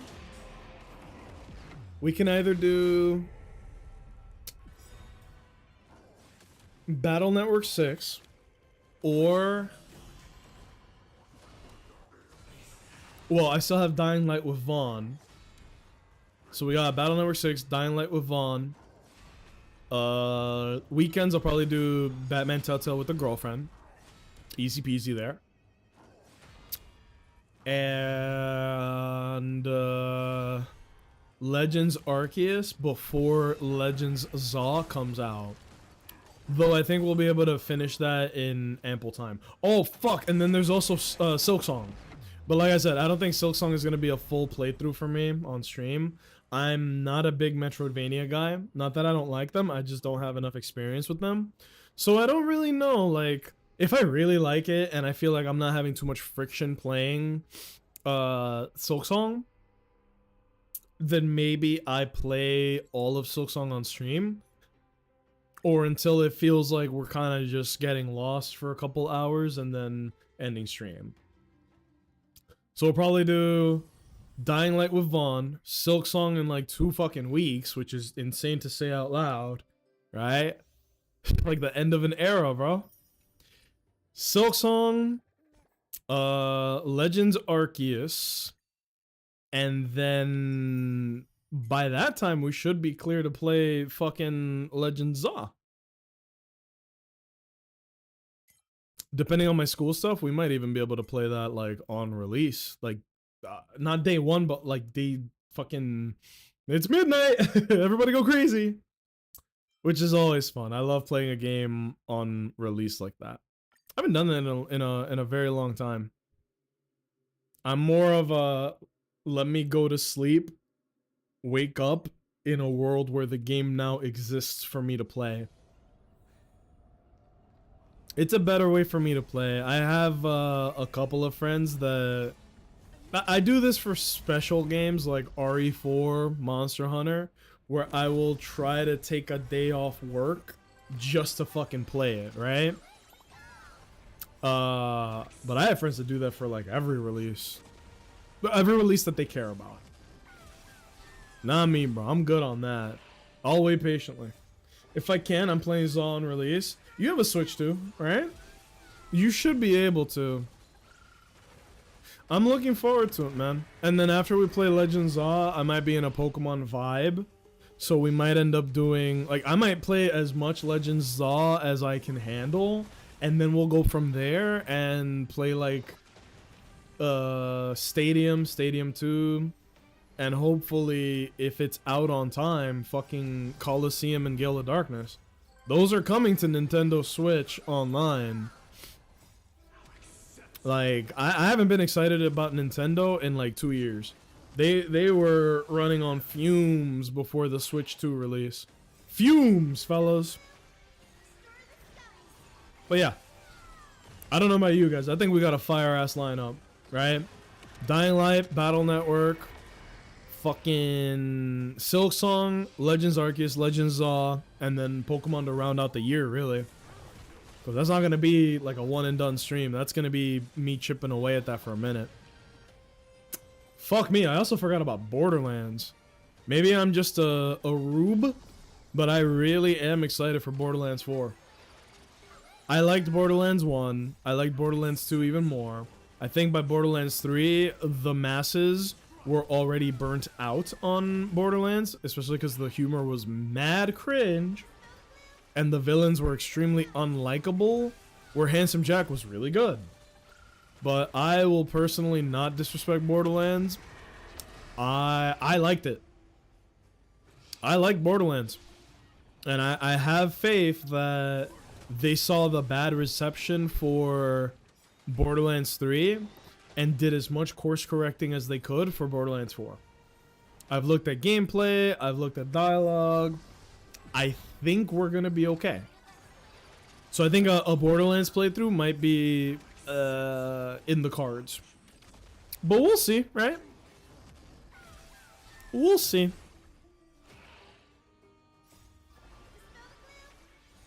Let's go shit. I wonder if they will eventually migrate all the mainstream Pokemon games to Switch too. Literally never. Literally never, dude. You can't play the Game Boy Pokemon games anywhere, right? You either play the remakes that are easily accessible or you starve, right?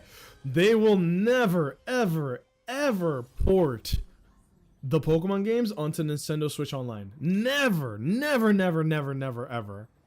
Hell no. I don't see why. I think they could monetize it. But I think Pokemon is so special to them as like the cash cow that it is, because it is the most successful IP on the fucking planet. I think that if they were, Owens, if they were to ever do anything of the sort of what you just described, they would probably do a Pokemon collection and it would not be cheap. If they gave you the first 3 generations of Pokemon, but you had to pay full price, and I'm talking 70 smackers. No, fuck it. $80. People would do it and they would thank Nintendo. They'd be like, dude, this feels so good in my mouth. Thank you. Can I have more? Everything in this world. If they give you the first 3 games at a full $80, people would buy it and they'd be grateful. Funny enough, like, there were like mad articles that talked about this. If games are accessible, people will actually buy the game and play it and own it rather than illegally port it if possible. People will actually rather go through like the legal means and the, you know, the safe route, let's say. But because Nintendo has this hard on about, well, hey, you gotta get the hardware, you gotta play it as intended. We're gonna make it as hard as possible for you to get a hold of the official stuff. And that's your problem, not ours. That's the mentality they have over it. And that's just how it's always gonna be, man. I don't think we'll ever see a mainline Pokemon game be ported. Ever, ever, ever, ever. I think the only thing we're gonna see is remakes.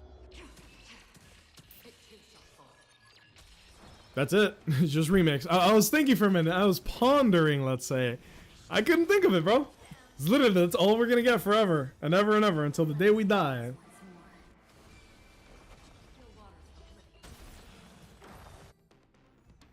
Though, I'm gonna be real with you, a Gen 5 remake would be kind of gas.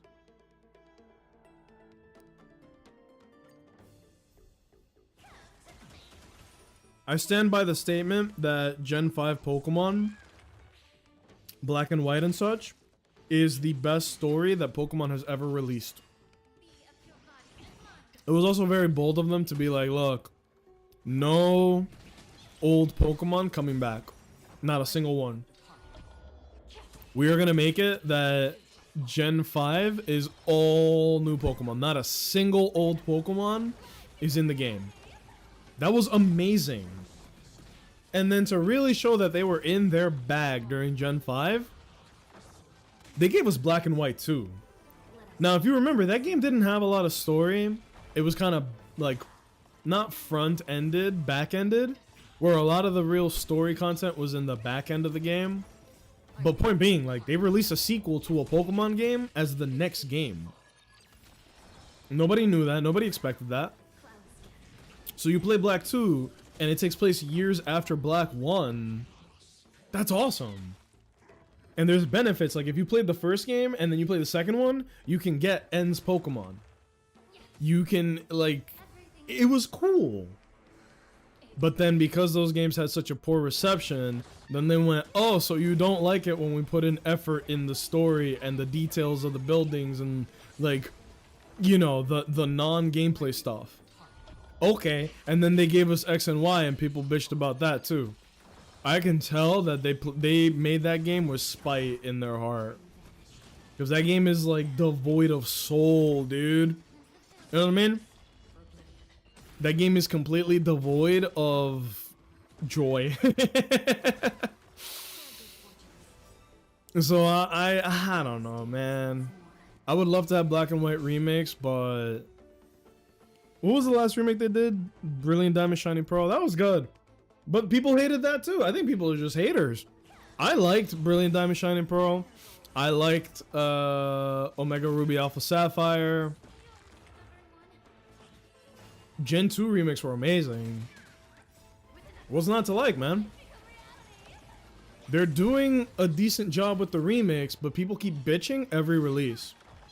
Scarlet and Violet could have been the greatest Pokemon game, but the fact that it ran like hot ass, hard to defend it. I ain't gonna defend it.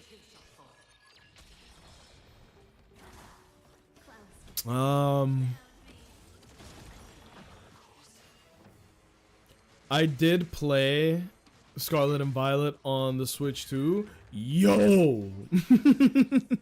Yo! That game is crazy. It runs like a different game. If that game had come out with the quality and frame rate and strength as it did on the Switch 2, we would be having very different conversations about Pokemon. People would be going nuts about how good Scarlet and Violet was. But that's not the world we live in. And you can't ask people to please try the game again on the Switch 2. You're not going to convince a lot of people to do that.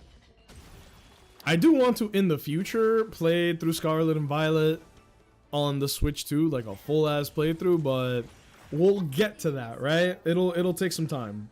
We got a lot of Pokemon content coming up, because I'm just in a mood for that, right?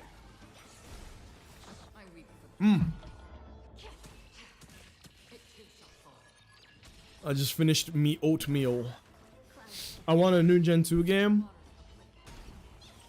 It kind of did look like that's where they were going, right?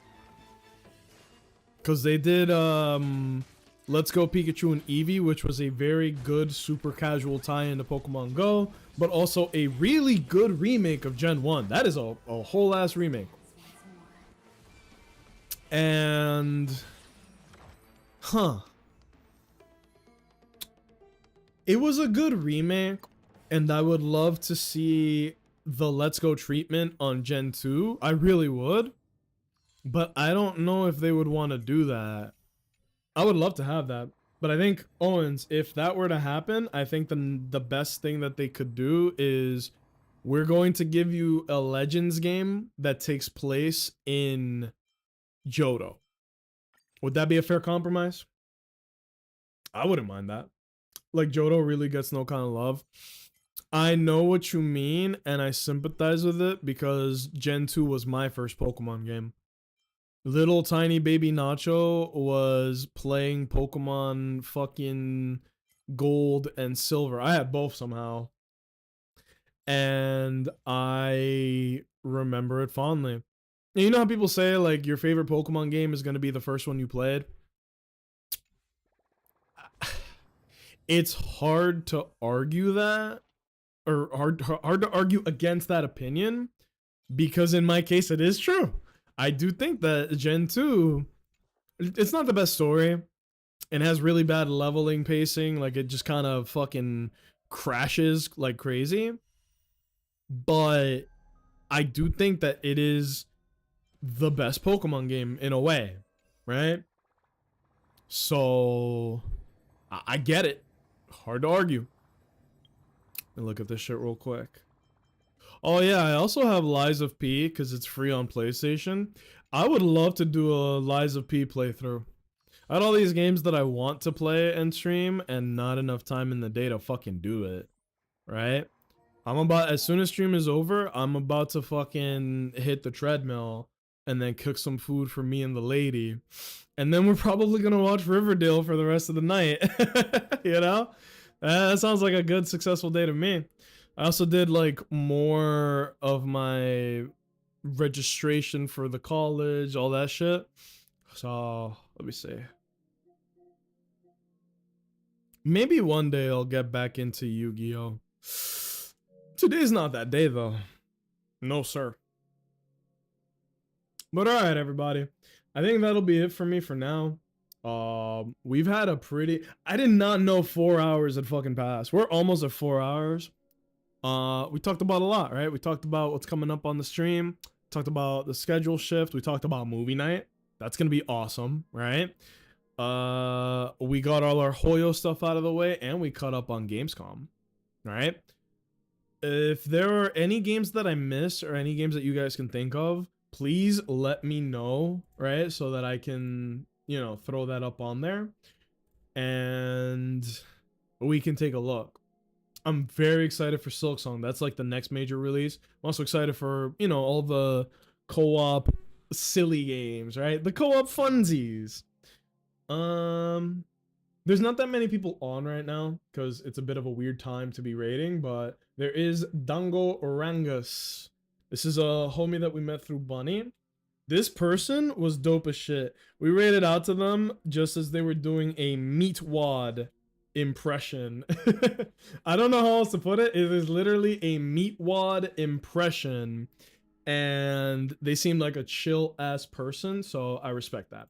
Before we leave, thank you to Dr. Henry is Brooks' daddy for the follow. Thank you DHDH for the follow, and thank you Jake for the raid, man.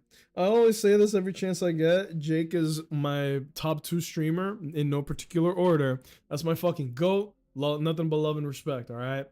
I'll see you guys on the next one. No stream for the rest of today. Probably another early day stream tomorrow, but keep an eye on the Discord. We'll fuck around, right? I had a good time today. I hope you guys had a good time today, and we're gonna keep it pushing. They're your problem now. If everybody could copy and paste that, that's our little raid message for today. And that's it for me. See you guys tomorrow. Bye. Bye-bye. Bye-bye.